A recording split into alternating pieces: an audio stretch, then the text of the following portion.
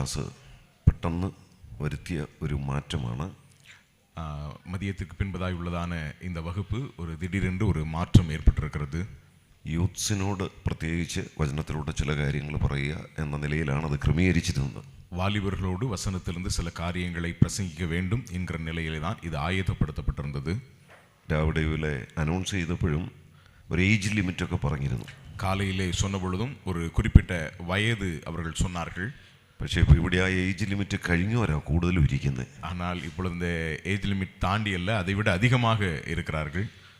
അതുകൊണ്ടൊരു യൂത്ത്സിനോട് പ്രത്യേകിച്ച് അഥവാ എൽഡേഴ്സിനോട് അത് രണ്ടും കൂടെ ചേർത്ത് ഒരു മെസ്സേജായിട്ട് പറയാമെന്ന് ഞാൻ കരുതുന്നു. ஆகவே வாலிபர்களோடு விசேஷமாகவும் அதே வேளையிலே வயது முதிர்ந்தவர்களோடு அல்லது பெரியவர்களோடு உள்ளதான நிலையிலும் சில காரியங்களை பகிர்ந்து கொள்ள வேண்டும் என்று விரும்புகிறேன். നമ്മുടെ സഭ എന്ന വിഷയം സംബന്ധിച്ചുള്ള പഠനം അത് അടുത്ത ക്ലാസ്സിൽ പിന്നെ തുടരുന്നതാണ്. நம்முடைய சபை என்கிறதான காரியத்தை உள்ளதான வேத பாடம் வருகிற வகுப்பிலே நான் தொடர்ந்து உங்களோடு பேசுவேன். യൂത്ത്സിനോട് വചനത്തിലെ ചില കാര്യങ്ങൾ പറയണമെന്ന് എന്നോട് രാവിലെ ആവശ്യപ്പെട്ടപ്പോൾ വാലിബர்களோடு கூட சில காரியங்களை பேச வேண்டும் என்று காலையிலே என்னிடத்திலே கேட்ட பொழுது എൻ്റെ മനസ്സിൽ പെട്ടെന്ന് കടന്നു വന്നത് പൗലോസ് ഒരു യുവാവിനോട് പറഞ്ഞ ചില കാര്യങ്ങൾ ഓർപ്പിക്കാനാണ്. என்னுடைய மனதிலே உடனடியாக கடந்து வந்த ஒரு விஷயம் பவுல் ஒரு வாலிபனிடத்திலே சொன்னதான காரியங்கள்.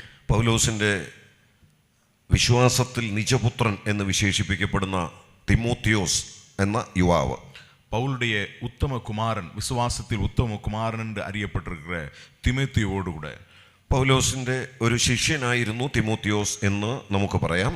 പൗലോസിനുடைய ഒരു ശിഷ്യനാக இருந்தார் തിമോത്തിയോ എന്ന് നാം சொல்ல முடியும். തൻ്റെ പ്രവർത്തനങ്ങളിൽ തൻ്റെ ശുശ്രൂഷകളിലൊക്കെ പൗലോസിനോടുകൂടെ സഹകരിച്ച് ആ നിലയിൽ ആവശ്യമായ പ്രോത്സാഹനം ലഭിച്ച് വളർന്നു വന്ന ഒരു യുവ സഹോദരൻ.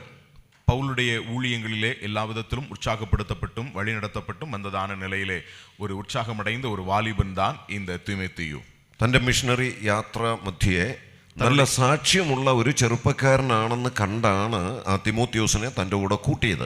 பவுல் தன்னுடைய மிஷனரி பிரயாணத்திலே நல்ல விசுவாசமுள்ள ஒரு வாலிபனாக அவனை கண்டது நிமித்தமாக திமோத்தியோவை பவுல் தன்னோடு கூட சேர்த்து கொண்டார். പൗലോസ് മിഷണറി യാത്രകൾ പലതും നടത്തി.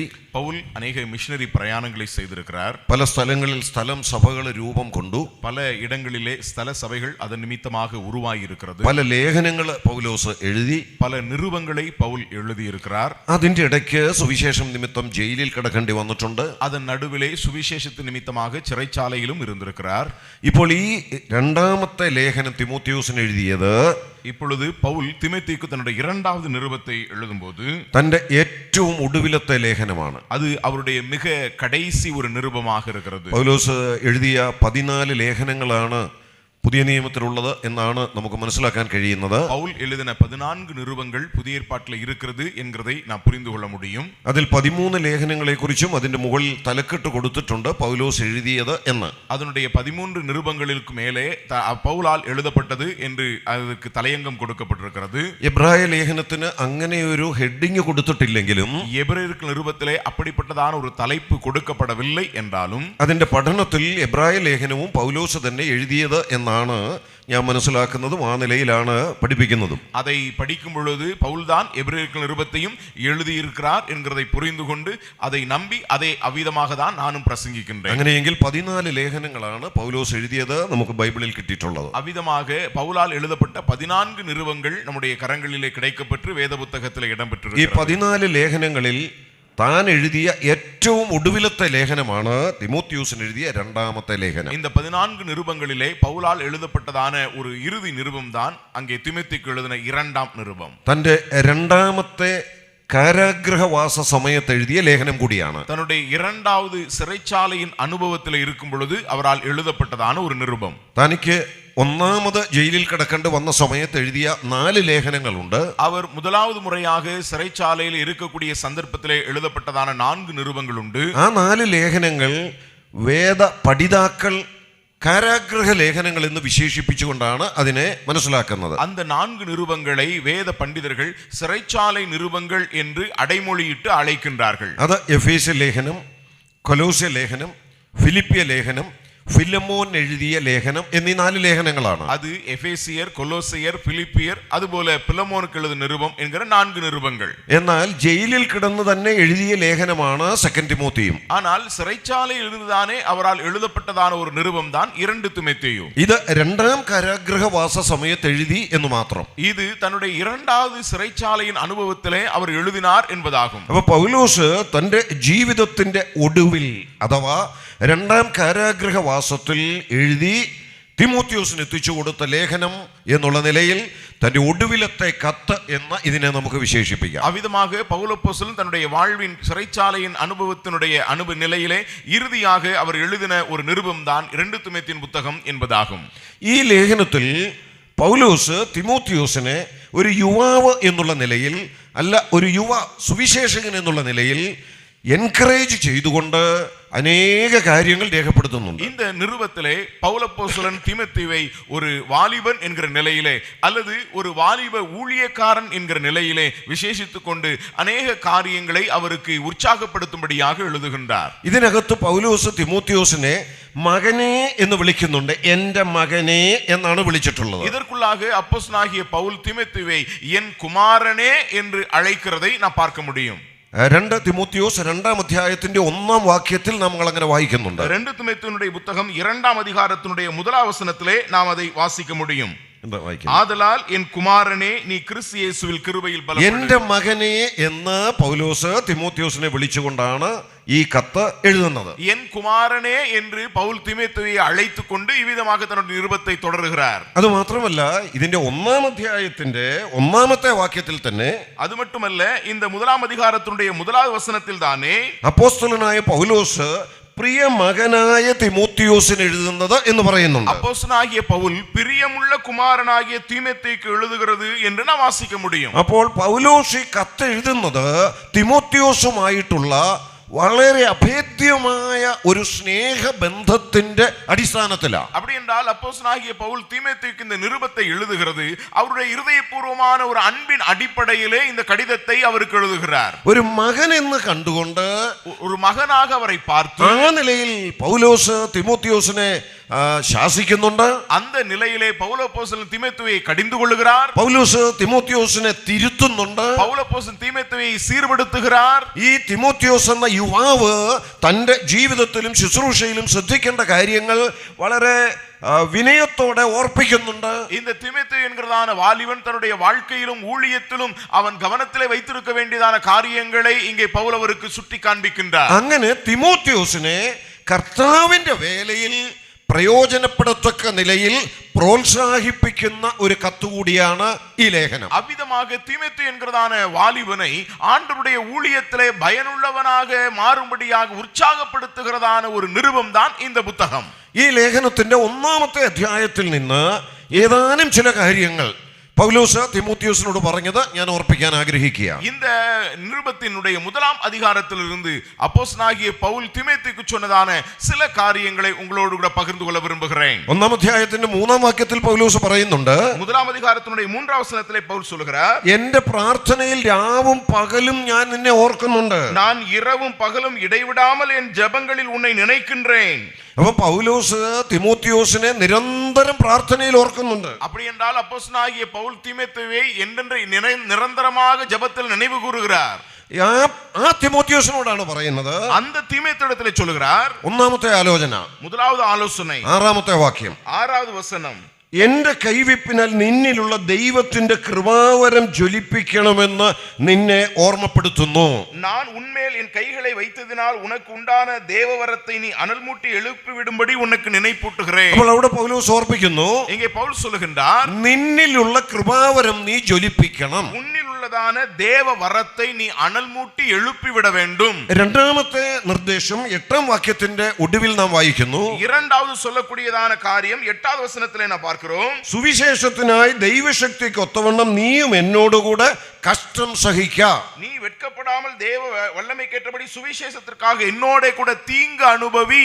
3ാമത്തെ ആലോചന 13ാം വാക്യത്തിൽ പറയുന്നു. 3வது ஆலோசனையை 13ാം വചനത്തിலே சொல்லுகின்றார், എന്നോട് കേട്ട പത്യവചനം നീ ക്രിസ്തുയേശുവിലുള്ള വിശ്വാസത്തിലും സ്നേഹത്തിലും മാതൃകയാക്കിക്കൊള്ളുക.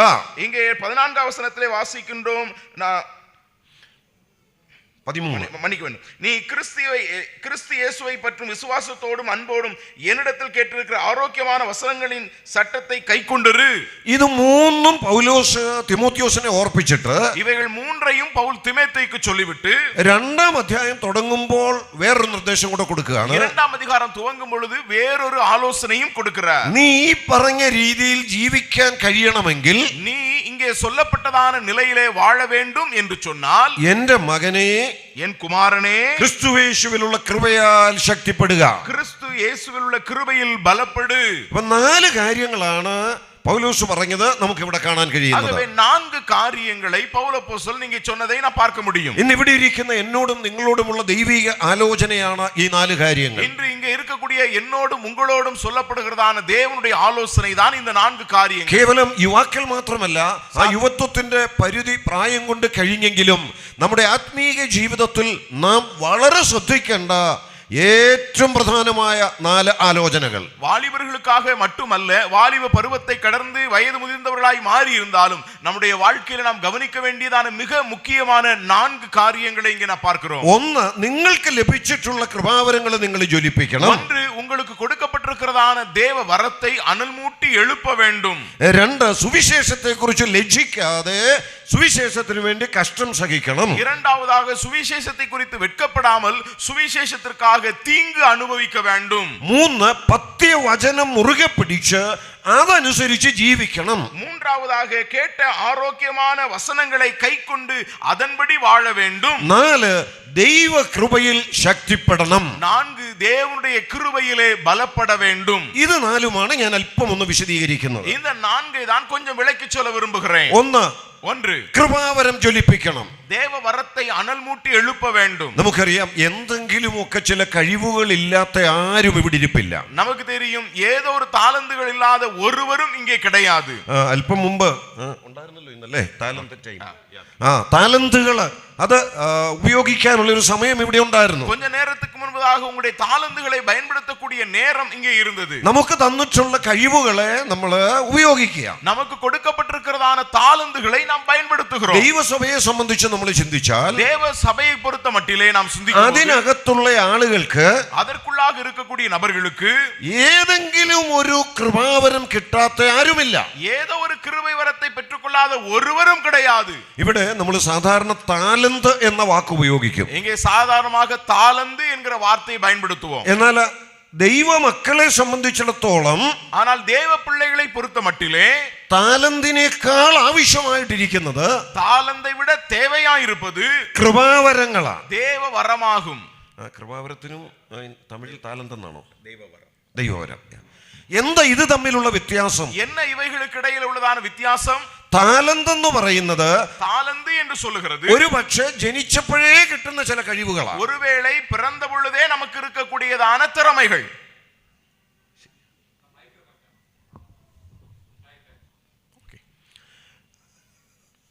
താലന്ത് എന്ന വാക്കുകൊണ്ട് അർത്ഥമാക്കുന്നത്, தாளந்து என்கிறதான வார்த்தை கொண்டு சொல்லப்படுகிறது, അവർ ജനിച്ചപ്പോഴേ അവർക്ക് ചില കഴിവുകൾ കിട്ടിയിട്ടുണ്ട്. அது பிறந்த பொழுதே நமக்கு சில திறமைகள் இருக்கிறது. ചിലപ്പം പാടാൻ ഒരു പ്രത്യേക കഴിവ് കാണാം. ஒருவேளை பாடுகிறதற்கு திறமை இருக்கலாம். ചിലപ്പം പ്രസംഗിക്കാനുള്ള ഒരു കഴിവ് കാണാം. சில வேளை பேசுகிறதுக்கு பிரசங்கிக்கிறதுக்கு சில திறமை ചിലപ്പം இருக்கலாம். വരയ്ക്കാനുള്ള കഴിവ് കാണാം. சிலருக்கு வரைகிற திறமை இருக்கலாம். ചിലപ്പോൾ അഭിനയിക്കാനുള്ള കഴിവ് കാണാം. சிலர்களுக்கு நடிக்கக்கூடியதான திறமை இருக்கலாம். ഇതൊക്കെ ഒരു കുഞ്ഞ് ജനിക്കുന്ന സമയത്തേ അതിന് ലഭിക്കുന്നതാണ്. இவைகளெல்லாம் ஒரு குழந்தை பிறக்கும் போதே அந்த குழந்தைக்கு கிடைக்கக்கூடியவைகள். അത് ലഭിക്കുന്നതിന് ചില കാരണങ്ങളുണ്ട്. அது கிடைக்கப்படுகிறதற்கு சில காரணங்கள் இருக்கு. ഒന്നുകിൽ ആ കുഞ്ഞിന്റെ പേരൻസിൽ ആർക്കെങ്കിലും ഈ കഴിവ് കാണും. ஒருவேளை அந்த குழந்தையினுடைய பெற்றோருக்கு யாருக்காவது இந்த திறமைகள் இருக்கலாம். ഇനി അല്ലെങ്കിൽ അതിന്റെ ഗ്രാൻഡ് പേരൻസിൽ ആർക്കെങ്കിലും ആ കഴിവ് കാണും. இல்லை என்றால் அவர்களுடைய தாத்தா பாட்டிக்கு இந்த திறமைகள் இருக்கலாம். അങ്ങനെ ആ ട്രഡീഷണലി മാറി കൈമാറി കിട്ടുന്ന ചില കഴിവുകളാണ്. அவ்விதமாக அங்கே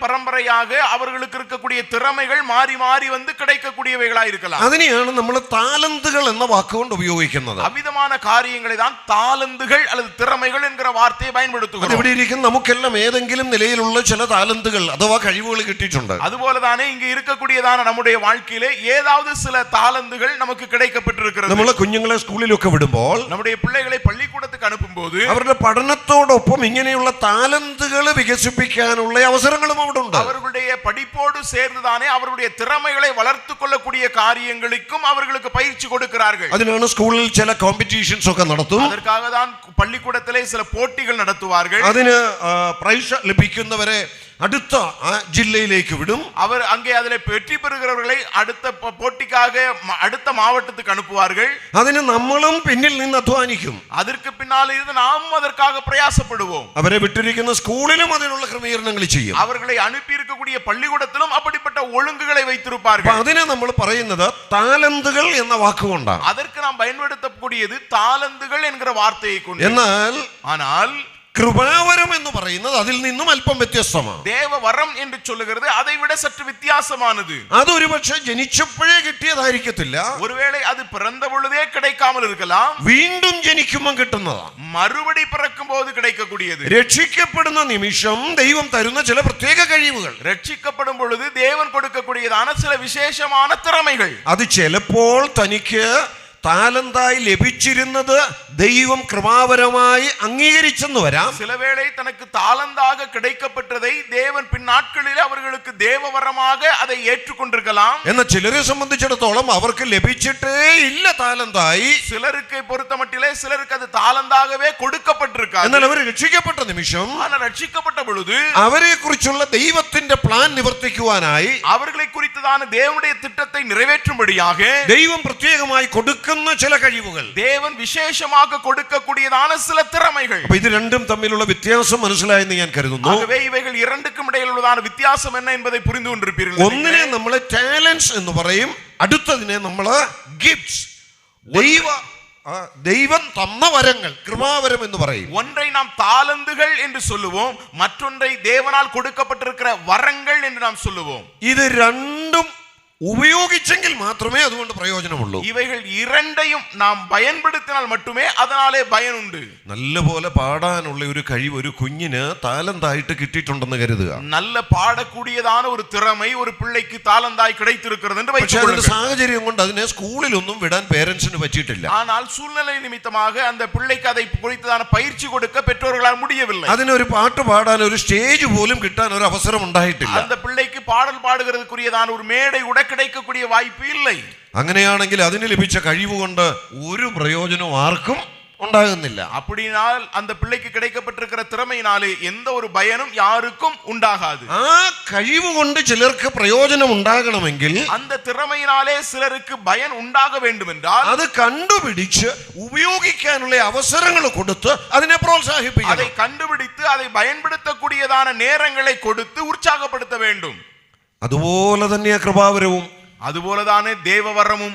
നമുക്കൊക്കെ ഓരോരോ കൃപാവരങ്ങൾ ദൈവം തന്നിട്ടുണ്ട്. നാം ഓരോരുവർക്കും ദേവൻ കൃപയിൻ വരത്തെ കൊടുത്തിരിக்கிறார். പ്രത്യേകിച്ച് യൂത്ത്സിനോട് ഞാൻ ഇങ്ങനെ പറയട്ടെ, വിശേഷமாக വാലിബർകളെ ഞാൻ இப்படி சொல்கிறேனே, നമ്മളൊക്കെ രക്ഷിക്കപ്പെട്ട സമയത്ത് ദൈവം ചില പ്രത്യേക ശുശ്രൂഷകൾ, ചില പ്രത്യേക കഴിവുകൾ കൃപാവരം എന്നുള്ള നിലയിൽ നമുക്ക് ഓരോരുത്തർക്കും തന്നിട്ടുണ്ട്. നാം രക്ഷിക്കപ്പെട്ടதான നിലയിലെ ദേവൻ നമ്മ എല്ലാവർക്കും വിശേഷിത്തதான താലന്തുകളെ കൃപை வரங்களை ஆண்டவர் நமக்கு கொடுத்திருக்கிறார். അത് എന്തിനാ ദൈവം തന്നിരിക്കുന്നത്? എதற்காக ദേവൻ കൊടുത്തിരിக்கிறார்? നാം മുൻപോട്ട് ദൈവസഭയിൽ ജീവിക്കുമ്പോൾ, നാം തുടർന്ന് ദേവനുடைய സഭയിലെ ഇരിക്കുമ്പോൾ ഈ കൃപാവരം കൊണ്ട് സഭയ്ക്ക് പ്രയോജനമുണ്ടാകണം. இந்த கிருபை வரத்தினாலே சபைக்கும் பயன் உண்டாக வேண்டும். അപ്പം യൂത്ത്സിനോട് ഞാൻ പ്രത്യേകം ഇങ്ങനെ പറയട്ടെ, ஆகவே வாலிபர்களிடத்திலே விசேஷமாய் இப்படி சொல்கிறேனே, നിങ്ങൾക്കുള്ള കഴിവുകൾ കൊണ്ട് നിങ്ങളുടെ സഭയ്ക്ക് പ്രയോജനം ഉണ്ടാകണം. உங்களுடைய திறமையினாலே உங்களுடைய சபைக்கு பயன் உண்டாக வேண்டும். ദൈവം ഒരു കൃപാവരം തന്നിട്ടുണ്ടെങ്കിൽ தேவன் உங்களுக்கு ஒரு தேவ வரத்தை கொடுத்திருப்பார் என்றால் അത്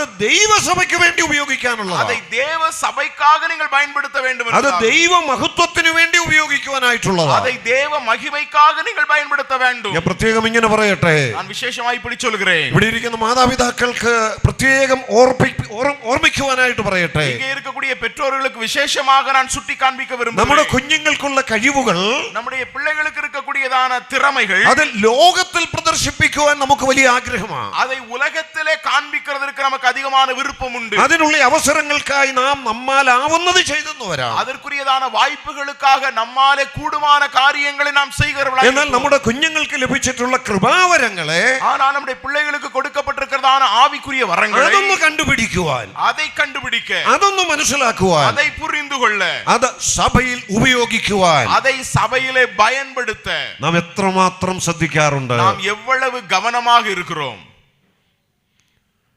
നമ്മൾ സാധാരണ കുഞ്ഞുങ്ങളെ സ്കൂളിൽ വിട്ടാൽ, നാം സാധാരണமாக പിള്ളേകളെ പള്ളിക്കൂടത്തിற்கு അனுப்பும்போது കുഞ്ഞുങ്ങളുടെ പഠനത്തിൽ ശ്രദ്ധിക്കുന്ന മാതാപിതാക്കള്, പിള്ളേകളുடைய പഠിപ്പിലെ ഗവനമായി இருக்கக்கூடிய பெற்றோர்கள் ഇടയ്ക്കിടയ്ക്ക് അവരെ പഠിപ്പിക്കുന്ന ടീച്ചേഴ്സിനെ ചെന്നൊന്ന് കാണും. ഇടയിടയിലെ അവർക്ക് കற்றுக் കൊടുക്കக்கூடிய ആசிரியர்களை പോയി பார்ப்பார்கள். അവരുടെ ക്ലാസ് ടീച്ചർ ഏതാണെന്നുള്ളത് ചോദിച്ചറിയും. അവരുടെ വകുപ്പ് ആசிரியர் யார் என்பதை കേൾവി കേട്ടു வைத்திருப்பார்கள். ഇടയ്ക്ക് പേരൻസിന്റെ മീറ്റിംഗ് ഒക്കെ വെക്കും. ഇടയിടയെ பெற்றோர்களுடைய கூட்டம் நடக்கும். അവിടെ ചെല്ലുമ്പോൾ ആ ടീച്ചറിനെ കാണണം. அங்கே போகும்போது அந்த ஆசிரியரை பார்ப்பார்கள். പഠനത്തെ കുറിച്ചൊക്കെ ചോദിച്ചു മനസ്സിലാക്കും. അവിധமாக പിള്ളേകൾ எப்படி പഠിக்கிறார்கள் என்பதை குறித்து கேட்டு ആ வைப்பார்கள். കുഞ്ഞിന് എന്തെങ്കിലും കഴിവുകൾ ഉണ്ടെങ്കിൽ അത് ഉപയോഗിക്കാൻ അവസരമുണ്ടോ എന്ന് അവിടെ ചോദിക്കും. அந்த பிள்ளைகளுக்கு ஏதாவது திறமைகள் இருக்கிறது என்றால் அதை பயன்படுத்துகிறதான வாய்ப்பு இருக்கிறதா என்று கேட்பார்கள். ഇങ്ങനെ ചെയ്യുന്നവരാ സാധാരണ മാതാപിതാക്കൾ. இதை செய்கிறவர்கள்தான் சாதாரணமாக பெற்றோர்கள். അത് നല്ല കാര്യം, அது நல்ல விஷயம், വളരെ ശ്രദ്ധിക്കണം. மிக கவனிக்க வேண்டும். എന്നാൽ ഞാൻ ഒരു പടി കടന്ന് ചോദിക്കട്ടെ. ஆனால் ஒருபடி கடந்து நான் கேட்கிறேன். നമ്മുടെ കുഞ്ഞുങ്ങളെ സൺഡേ സ്കൂളിന് പറഞ്ഞു വിടുന്നിടത്ത്, நம்முடைய பிள்ளைகளை சண்டே ஸ்கூலுக்கு அனுப்பக்கூடிய இடத்துல അവിടെ ആ കുഞ്ഞിനെ പഠിപ്പിക്കുന്ന ടീച്ചർ ആരാന്നുള്ളതൊന്ന് ശ്രദ്ധിച്ച്, அங்கே அந்த பிள்ளைக்கு கற்றுக் கொடுக்கக்கூடிய ஆசிரியர் யார் என்று கவனித்து, ഇടയ്ക്കിടയ്ക്കൊക്കെ ആ ടീച്ചറിനോട് കുഞ്ഞെങ്ങനെ ഉണ്ട്, വാക്യങ്ങളൊക്കെ പഠിക്കുന്നുണ്ടോ, എന്തെങ്കിലും കഴിവുകളുണ്ടോ, അത് ഉപയോഗിക്കാൻ ആഗ്രഹമുണ്ടോ എന്നൊന്ന് ചോദിക്കാൻ, பிள்ளைகளை கற்றுக் கொடுக்கக்கூடிய ஆசிரியத்திலே பிள்ளை எப்படி இருக்கிறான், வசனத்தை கற்றுக்கொள்கிறானா, வசனத்தை அவன் வெளிப்படுத்தக்கூடியதான வாய்ப்புகள் அவனுக்கு இருக்கிறதா என்கிறதை கேட்டு, അങ്ങനെ ആത്മീയ വിഷയത്തിൽ ആ കുഞ്ഞിനെ ഒന്ന് പ്രോത്സാഹിപ്പിക്കുവാൻ, அந்த ஆவிக்குரிய விஷயத்திலே அந்த பிள்ளையை உற்சாகப்படுத்த എത്രമാത്രം നാം ശ്രമിക്കാറുണ്ട്, எவ்வளவாக நாம் முயற்சிக்கின்றோம். ഇവിടെ പൗലോസ് പറയാണ്, இங்கே பவுல் சொல்கிறார், എന്റെ മോനെ തിമോത്തിയോസേ, என் குமாரனாகிய தீமோத்தேயுவே, നിനക്ക് ചില കൃപാവരങ്ങൾ കിട്ടിയിട്ടുണ്ട്, உனக்கு சில தேவ வரம் கொடுக்கப்பட்டிருக்கிறது, നീ അത് ജ്വലിപ്പിക്കണം. நீ அதை அனல் மூட்டி எழுப்ப வேண்டும். അവിടെ ജ്വലിപ്പിക്കുക എന്നുള്ളതിന് സാധാരണ മനസ്സിലാകുന്ന നിലയിൽ ഒരു വാക്യം ഞാൻ ഇങ്ങനെ പറയാം. அனல் மூட்டி எழுப்ப வேண்டும் என்கிற வார்த்தையை புரிந்து கொள்கிறதற்காக நான் இப்படி சொல்கிறேன். നിനക്ക് ദൈവം ചില കഴിവുകൾ തന്നിട്ടുണ്ട്, உனக்கு தேவன் சில திறமைகளை கொடுத்திருக்கிறார், தாளந்துகளை അത് നീ கொடுத்திருக்கிறார். എക്സസൈസ് ചെയ്യണം. அதை நீ பயிற்சி செய்ய வேண்டும். അത് നീ ഉപയോഗിക്കുമ്പോഴാണ് அதை நீ பயன்படுத்துவதுதான் അതുകൊണ്ട് മറ്റുള്ളവർക്ക് പ്രയോജനം ഉണ്ടാകുന്നത്. அதன் நிமித்தமாக மற்றவர்களுக்கு பயன் உண்டாகும். എത്രമാത്രം നമുക്ക് ലഭിച്ച കൃപാവരങ്ങൾ സഭകളിൽ നാം ഉപയോഗിക്കുന്നുണ്ട്. நாம் எவ்வளவாக நமக்கு கொடுக்கப்பட்டிருக்கிற கிருபை வரங்களை சபைகளிலே பயன்படுத்துகிறோம். നമ്മുടെ സഭകളെയൊക്കെ നമ്മളൊന്ന് ശ്രദ്ധിച്ചാൽ, நம்முடைய சபைகளை நாம் கவனிப்போம் என்றால் എന്തെങ്കിലുമൊക്കെ ശുശ്രൂഷകൾ ചെയ്യുന്ന കുറച്ചു പേര് കാണും. ஏதாவது சில காரியங்களை செய்யக்கூடிய ஒரு சிலர் இருப்பார்கள். എന്നാൽ നല്ലൊരു പങ്ക് യുവാക്കളും ஆனால் அதிகமான வாலிபர்கள் അവിടെ ചെല്ലുന്നുണ്ട്, அங்க போவாங்க, കർത്തൃമേശയിലൊക്കെ പങ്കെടുക്കുന്നുണ്ട്, கர்த்தருடைய பந்தியிலே பங்கு பெறுவாங்க, അവരങ്ങ് മടങ്ങി പോകും. அப்படியே திரும்பி வந்துருவாங்க. അവരാ സഭയിലെ അംഗമാണെന്നുള്ളത് ശരിയാ, அவர்கள் சபையிலே ஒரு அங்கத்தினர்கள் என்கிறது சரிதான். അവരുടെ കഴിവുകൾ മുഴുവൻ പിന്നെ ഉപയോഗിക്കുന്നത് എവിടെയാ? அவர்களுடைய திறமைகள் எல்லாம் பயன்படுத்துகிறது எங்கே? അത് സമൂഹത്തിലാ, அது சமுதாயத்திலே. ചിലപ്പോൾ അവർ രാഷ്ട്രീയത്തിലാ, ஒருவேளை அது அரசியலில் இருக்கலாம், ചിലപ്പോൾ അവർ മറ്റു ചില മേഖലകളിലാ, அல்லது வேறு சில இடங்களிலே பயன்படுத்தலாம், ചിലപ്പോൾ നാട്ടിലെ ആർട്സ് ക്ലബ് പോലുള്ള അത്തരം സംവിധാനങ്ങളിലാ, இல்லை என்றால் ஊரில் இருக்கக்கூடியதான கலை நிகழ்ச்சிகள் போன்றதான காரியங்களை செய்யும் பொழுது, എല്ലാം പഠിക്കുന്ന സ്കൂളിലോ കോളേജിലോ ആണ് ആ കഴിവുകൾ ഉപയോഗിക്കുന്നത്. இல்லை என்றால் படிக்கக்கூடியதான பள்ளிக்கூடத்திலேயோ கல்லூரியிலோ தங்களுடைய திறமைகளை அவர்கள் வெளிப்படுத்துவார்கள். നമ്മുടെ സഭയുമായി നമ്മുടെ ബന്ധം എന്താ? ஆனால் சபையோடு என்ன தொடர்பு இருக்கிறது? എന്തിനാ ദൈവം ചില കൃപാവരങ്ങൾ തന്നിട്ടുള്ളത്? எதற்காக தேவன் சில கிருபை வரங்களை கொடுத்திருக்கிறார்? അത് സഭകളിൽ ഉപയോഗിക്കുവാനാ, அது சபைகளில் பயன்படுத்தும்படியாக. ഇവിടെ പ്രായമുള്ളവരും ഇരിപ്പുണ്ടല്ലോ, இங்கே வயதானவர் வயது முதிர்ந்தவர்கள் இருக்கிறீர்கள் அல்லவா? ഒരുപക്ഷെ സഭയുടെ ചില ചുമതലപ്പെട്ടവരും ഇവിടെ ഇരിപ്പുണ്ട്. ஒருவேளை சபையிலே பொறுப்புள்ளவர்களும் இருக்கிறீர்கள் அல்லவா? നിങ്ങളോടായിട്ട് ഞാൻ ഇങ്ങനെ പറയട്ടെ, உங்களிடத்தில் நான் இப்படி சொல்கிறேன், യുവാക്കളായ ആളുകളുടെ കഴിവുകൾ കണ്ടുപിടിക്കുവാനും അത് ജ്വലിപ്പിക്കാനുള്ള അവസരങ്ങൾ കൊടുക്കാനും നമുക്ക് കടപ്പാടുണ്ട്. வாலிபர்களுடைய திறமைகளை தாளந்துகளை கண்டுபிடிக்கவும் அதை அனல் மூட்டி எழுப்பி விடுகிறதுக்குரியதான பொறுப்பும் நமக்கு இருக்கிறது. തിമോത്തിയോസിനോട് ഒന്നാമത് പൗലോസ് അതാ പറയുന്നത്. தீமோத்தேயுவிடத்திலே பவுல் முதலாவது அதைதான் சொல்கிறார். ഇവിടെ ഈ ലേഖനത്തിന്റെ 1-ാം അധ്യായത്തിൽ തന്നെ പൗലോസ് പറയുകയാണ്, இந்த நிருபத்தினுடைய 1-ஆம் அதிகாரத்தில் தானே பவுல் சொல்கிறார். പൗലോസ് അത് പറയുന്നതിന് ഒരു കാരണം കൂടിയുണ്ട്. பவுல் அங்கே அதை சொல்வதனுடைய ஒரு ஒரு காரணம் கூட இருக்கிறது. ഇതുവരെ ഇവർ ഒന്നിച്ചായിരുന്നു പല ശുശ്രൂഷകൾക്കും പോയിരുന്നത്. இதுவரைக்கும் இவர்கள் இருவரும் இணைந்து பல ஊழியங்களுக்கு போயிருக்கிறார்கள். അപ്പൊ ഇവന് ചില കൃപാവരങ്ങൾ ഉണ്ടെന്ന് പൗലോസിന് അറിയാം. இவனுக்கு சில ஆவிக்குரிய வரங்கள் இருக்கிறது என்பது பவுலுக்கு தெரியும். അത് പൗലോസ് ചില അവസരങ്ങളൊക്കെ ഒരുപക്ഷെ കൊടുത്തിട്ടുണ്ട്. சில சந்தர்ப்பங்களை பவுல் அவனுக்கு கொடுத்திருக்கிறார். ഇനിയിപ്പം പൗലോസ് ഇല്ല. இனி பவுல் இல்லை. ഈ കത്ത് എഴുതി കൊടുത്തു കഴിഞ്ഞ് അധികം താമസിയാതെ പൗലോസ് ഇവിടെ നിന്ന് മാറ്റപ്പെട്ടു. இந்த கடிதம் எழுதி கொடுக்கப்பட்டு பின்பு சில காலங்களுக்குள்ளாக பவுல் மாற்றப்படுகிறார். അതൊരു പക്ഷെ അറിഞ്ഞുകൊണ്ട് പൗലോസ് പറയുകയാണ്, ஒருவேளை அதை அறிந்து கொண்டு பவுல் சொல்கிறார், ഇനി ഞാനില്ല, இனி நான் இல்லை, പക്ഷെ നീ വേണം മുൻപോട്ട് പോകാൻ. ஆனால் நீ தொடர்ந்து முன்னேற வேண்டும். നിനക്ക് ചില ശുശ്രൂഷകൾ ദൈവം തന്നിട്ടുണ്ട്. உனக்கு சில ஊழியங்களை தேவன் கொடுத்திருக்கிறார்.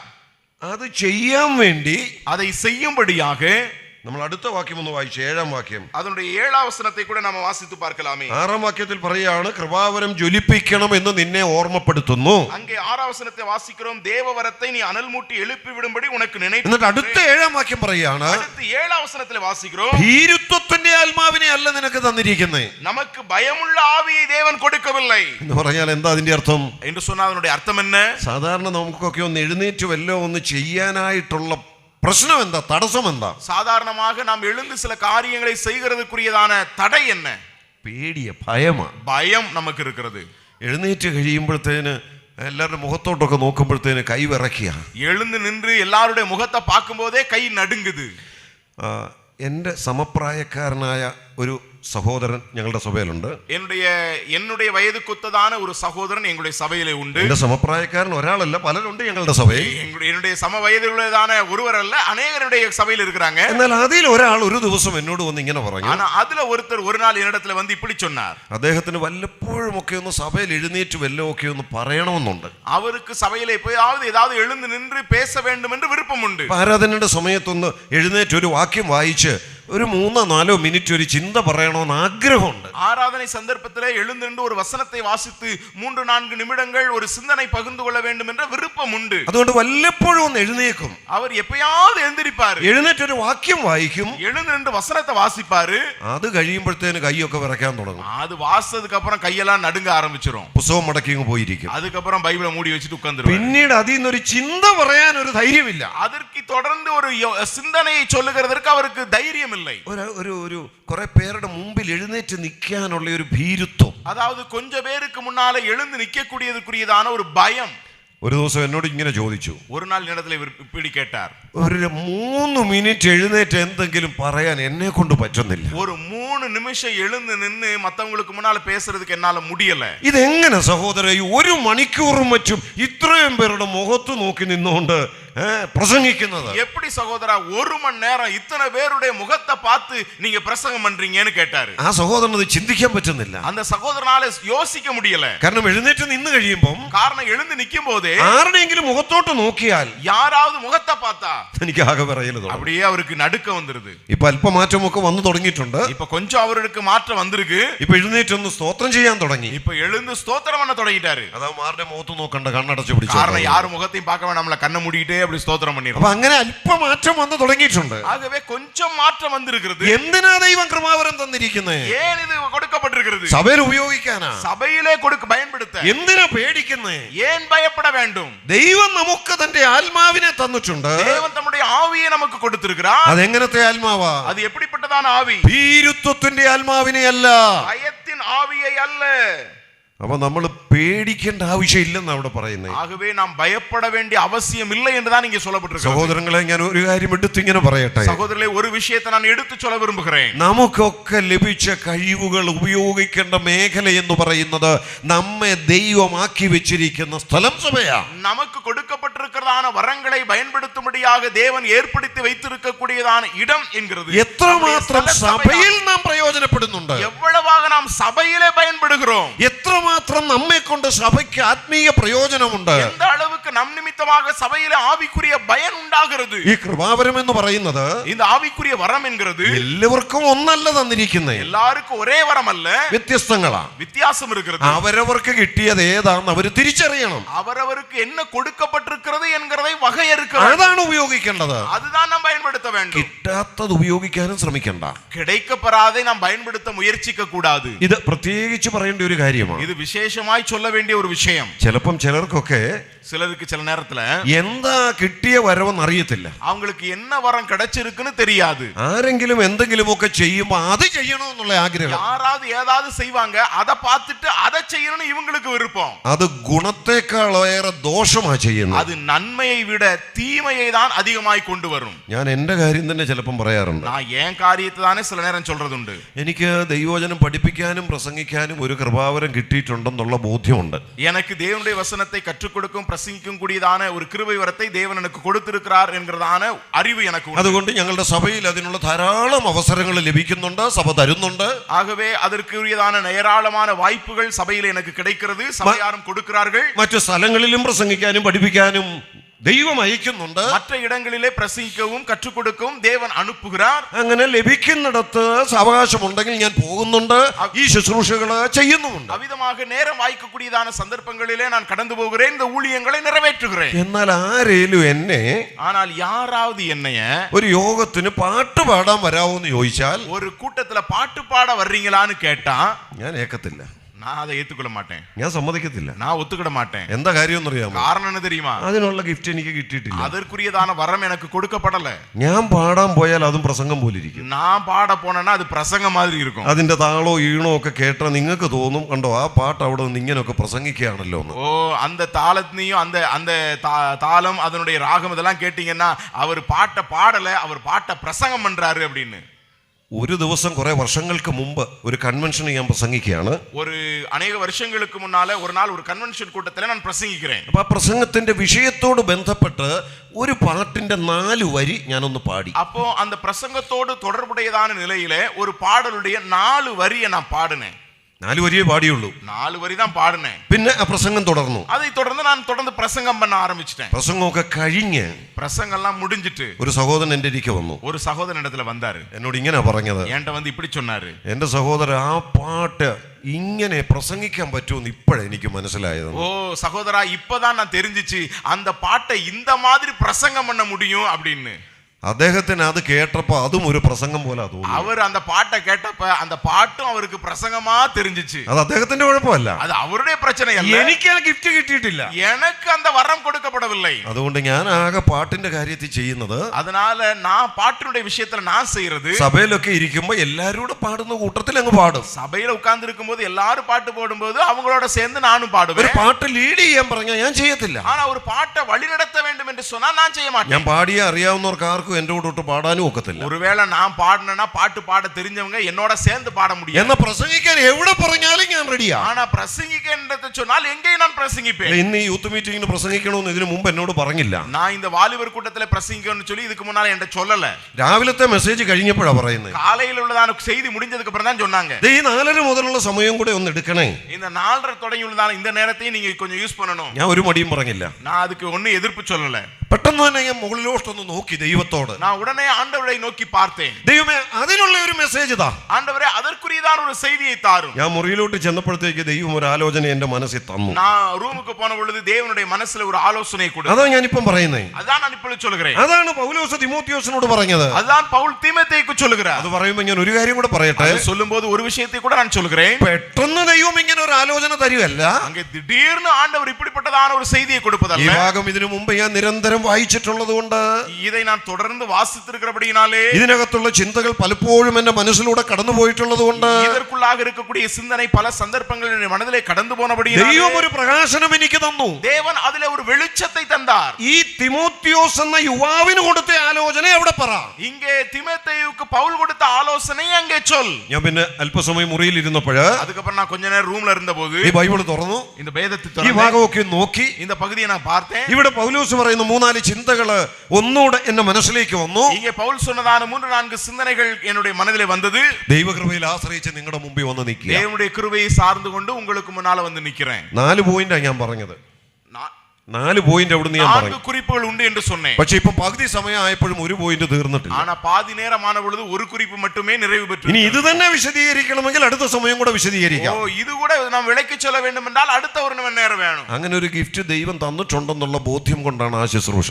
அப்படிப்பட்டதான ஒரு வரத்தை தேவன் கொடுத்திருக்கிறார் என்கிறதான உணர்வோடு கூட இந்த ஊழியத்தை நிறைவேற்ற. ഞാൻ പറഞ്ഞല്ലോ പാടാനുള്ള ഗിഫ്റ്റ് എനിക്ക് കിട്ടിയിട്ടില്ല. நான் சொன்னேன்லவா பாடக்கூடியதான வரம் எனக்கு கொடுக்கப்படவில்லை. പാടാനെന്നല്ല, പാടാനെന്ന് മാത്രമല്ല, അതായത് പാട മുടിയാതെ மட்டுമല്ല. ചിലയിടത്തൊക്കെ നാട്ടില് എന്നെ വിളിക്കും, സഹോദര ഞങ്ങളുടെ VBS പിള്ളേരെ ഒന്ന് പഠിപ്പിക്കാൻ വരാമോ? சில நேரங்கள்ல ஊர்ல என்னை கூப்பிடுவாங்க, பிரதர் VBS நடக்குது, கொஞ்சம் பிள்ளைங்களுக்கு கொஞ்சம் கற்றுக் கொடுக்க வர்றீங்களா? ഞാൻ ഇങ്ങനെ മറുപടി പറയും, நான் இப்படி பதில் சொல்லுவேன், എന്നെ അതിന് വിളിക്കേണ്ട, അതിന് കഴിവുള്ള വേറെ ആളുകളുണ്ട്. என்னை அதுக்கு கூப்பிட வேண்டாம், அதுக்கு திறமையுள்ள வேறு சிலர் இருக்கிறாங்க. ഞാൻ അവിടെ ചെന്ന് പിള്ളേരെ പഠിപ്പിച്ചാലും ഇതുപോലത്തെ പ്രസംഗമായി പോകും. நான் அங்க போய் பிள்ளைங்களுக்கு கற்றுக் கொடுத்தா இது போல ஒரு பிரசங்கமா மாறி போய் അത് അവർക്കൊട്ടും മനസ്സിലാകത്തുമില്ല, அது அவங்களுக்கு ஒண்ணும் புரியாது, അവരൊട്ട് ശ്രദ്ധിക്കത്തുമില്ല, அவங்க அதை கவனிக்கவும் மாட்டாங்க. അപ്പൊ അവരുടെ ശൈലിയിൽ ഇറങ്ങി അവരെ പഠിപ്പിക്കാൻ ഗിഫ്റ്റ് ഉള്ള ആളുകളുണ്ട്. ஆகவே அவர்களுடைய நிலையிலே அவர்களுடைய தரத்துக்கு இறங்கி கற்றுக் கொடுக்கக்கூடியதான நபர்கள் இருக்கிறாங்க. അവരാണ് അത് ചെയ്യേണ്ടത്. அவர்கள் அதை செய்ய வேண்டும். എനിക്ക് ലഭിച്ച കൃപാവരം അത് ഞാൻ ഉപയോഗിക്കുക. எனக்கு கொடுக்கப்பட்டிருக்கிறதான வரம் அதை நான் பயன்படுத்த வேண்டும். ഇരിക്കുന്ന സഹോദരി സഹോദരന്മാരെ ഞാൻ പറയട്ടെ, இங்க இருக்கக்கூடிய அருமையான சகோதரனே சகோதரி நான் சொல்லுகிறேன், നിങ്ങൾക്കൊക്കെ വ്യത്യസ്തങ്ങളായ കൃപാവരങ്ങളാ കിട്ടിയിട്ടുള്ളത്. உங்கள் எல்லாருக்கும் வித்தியாசமான ஆவிக்குரிய வரங்கள் கொடுக்கப்பட்டிருக்கிறது. അത് സഹോദരന്മാർക്ക് മാത്രമല്ല,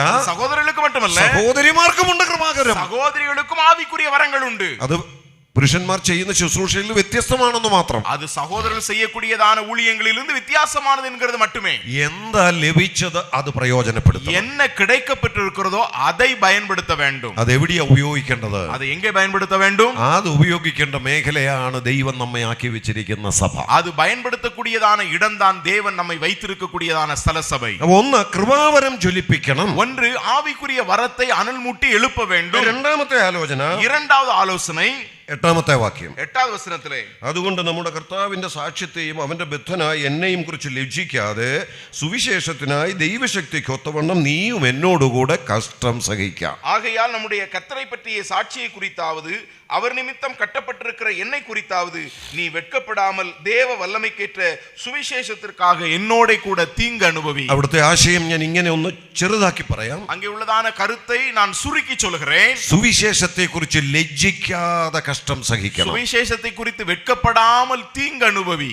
ഇപ്പോഴത്തെ തലമുറയുടെ ഒരു വലിയ പ്രശ്നമാണ്. இப்ப இருக்கக்கூடிய தலைமுறையில் இது ஒரு பெரிய பிரச்சனை. നിങ്ങൾ ശ്രദ്ധിച്ചിട്ടുണ്ടോ? നീ ഗവനിച്ചിരിക്കீங்களா? ഒരുപക്ഷെ ഇവിടെ ഇരിക്കുന്ന സ്റ്റുഡൻസ് നിങ്ങളെ തന്നെ ഒന്ന് ശ്രദ്ധിച്ചു നോക്കിക്കേ. ஒருவேளை இங்க இருக்கக்கூடியதான மாணவர்கள் உங்களை நீங்களே கவனிச்சு பாருங்க. നിങ്ങൾ ഒരു രക്ഷിക്കപ്പെട്ട ദൈവ പൈതലാണെന്നുള്ളത് നിങ്ങളുടെ ക്ലാസ്സിൽ എത്ര പേർക്കറിയാം? நீங்க ரட்சிக்கப்பட்ட ஒரு தேவனுடைய பிள்ளை என்கிறதை உங்களுடைய வகுப்பில எத்தனை பேருக்கு தெரியும்? എത്ര പ്രാവശ്യം കൂടെയുള്ളവരോട് സുവിശേഷം പറയാൻ ശ്രമിച്ചിട്ടുണ്ട്? எத்தனை முறை உங்களோடு கூட படிக்கக்கூடியவர்களுக்கு சுவிசேஷம் சொல்ல நீங்கள் முயற்சித்திருக்கிறீர்கள்? വേണ്ട കുറഞ്ഞപക്ഷം ഒരു ലഘുലേഖയെങ്കിലും கொடுക്കാൻ എത്ര പ്രാവശ്യം നിങ്ങൾ ശ്രമിച്ചിട്ടുണ്ട്? இல்லை என்றால் ஒரு கைப்பிரதியாவது அவர்களுக்கு கொடுக்கிறதற்கு நீங்கள் எத்தனை முறை முயற்சித்திருக்கிறீர்கள்? ഒന്നും സാധിച്ചിട്ടില്ലായിരിക്കാം. ஒருவேளை ഇത് செய்ய முடியாமல் എന്താ இருந்திருக்கலாம். കാരണമെന്ന് അറിയാമോ? காரணம் என்ன தெரியுமா? ഞാൻ അതൊക്കെ ചെയ്ത ഞാനൊരു വിശ്വാസിയാണെന്ന് അവരറിയും. இதெல்லாம் நான் செஞ்சேன்னா நான் ஒரு விசுவாசின்னு அவங்களுக்கு எல்லாருக்கும் தெரியும். അതറിയണ്ട, அது தெரிய வேண்டாம். അങ്ങനല്ലേ പലപ്പോഴും നമ്മുടെ പല കുഞ്ഞുങ്ങളും അവരുടെ കലാലയങ്ങളിലായിരിക്കുന്നത്. அப்படிதானே நம்முடைய अनेक பிள்ளைகள் தங்களுடைய பள்ளிக்கூடங்களில் இருக்கிறார்கள். ഇവിടെ പൗലോസ് പറയാണ്, இங்கே பவுல் சொல்கிறார், നിങ്ങൾ സുവിശേഷത്തെ കുറിച്ച് ലജ്ജിക്കരുത്. நீங்கள் சுவிசேஷத்தை குறித்து வெட்கப்பட வேண்டாம். ഇത് പൗലോസിന് തിമോത്തിയോസിനോടാ പറയുന്നേ. இங்கே பவுல் தீமோத்தேயுக்கு சொல்கிறார், ഒരു യുവാവിനോടാ പറയുന്നേ. ஒரு வாலிபனிடத்தில் ഇത് சொல்கிறார். ഇന്ന് നമ്മോട് ആവർത്തിക്കുക. இது இன்னும் கூட அவங்க அழுத்தி சொல்கிறார். അതുകൊണ്ടാണല്ലോ തിരുവെഴുത്തിൽ എഴുതി തന്നിരിക്കുന്നത്. அதனாலதான் வேதத்தில் எழுதி கொடுத்திருக்கிறார், സുവിശേഷത്തെ കുറിച്ച് ലജ്ജിക്കരുത്. சுவிசேஷத்தை குறித்து வெட்கப்பட வேண்டாம். ഇവിടെ പൗലോസ് അത് പറയാൻ പ്രത്യേക ഒരു കാരണം കൂടിയുണ്ട്. இங்கே பவுல் அதை சொல்லுகிறதற்கு வேறொரு விஷயமும் இருக்கிறது. ഇപ്പം പൗലോസ് ജയിലിൽ കിടക്കുക. இப்ப பவுல் சிறைச்சாலையில் இருக்கிறார். സുവിശേഷം നിമിത്തമാ ജയിലിൽ കിടക്കുന്നത്. சுவிசேஷத்து நிமித்தம் சிறைச்சாலையில் இருக்கிறார். അന്ന് റോമൻ ഗവൺമെന്റ് പിടിച്ച് ജയിലിൽ ഇടുന്നത് அன்றைக்கு ரோம அரசாங்கம் ஒருவரை கைது செய்து சிறைச்சாலையில் அடைப்பது കേവലം സുവിശേഷം പ്രസംഗിക്കുന്നു എന്ന് മാത്രമല്ല, சாதாரணமாக சுவிசேஷத்தை பிரசங்கிக்கிறான்ங்கிறது மட்டுமல்ல, അവിടുള്ള റോമൻ ഗവൺമെന്റിന് വിരുദ്ധമായി அங்கே உள்ளதான ரோம அரசாங்கத்திற்கு எதிராக വേറൊരു രാജ്യത്വത്തെ കുറിച്ച്, വേറൊരു രാജാവിനെ കുറിച്ച് പ്രസംഗിക്കുന്നു. വേറൊരു அரசாங்கத்தை குறித்து அல்லது வேறொரு ராஜாவை குறித்து அவன் பிரசங்கிக்கிறான். അത് രാജ്യദ്രോഹ കുറ്റമാണ്. அது தேசദ്രോഹ குற்றம். അങ്ങനെ രാജ്യദ്രോഹ കുറ്റം ചുമത്തിയ പൗലോസിനെ ജയിലിലിട്ടിരിക്കുന്നത്. அவ்விதமாக தேச துரோகம் செய்ததான குற்றத்திற்காக பவுலை இப்பொழுது சிறைச்சாலையில போட்டிருக்கிறார்கள். അപ്പം തിമോത്തിയോസ് എന്നേച്ച് പറയുകയാണ്, ஆகவே தீமோத்தேயுவிடத்தில் சொல்கிறார், ഞാൻ ആ ആളിന്റെ സ്വന്തമാണ്. நான் அந்த நபருடைய சொந்தம். ആരുടെ? யாருடைய? രാജ്യദ്രോഹ കുറ്റം ചെയ്ത് ജയിലിൽ കിടക്കുന്നയാളിന്റെ സ്വന്തം. தேச துரோகம் செய்திருக்கக்கூடியதான அந்த நபருக்கு என்ன நான் சொந்தமானவன்.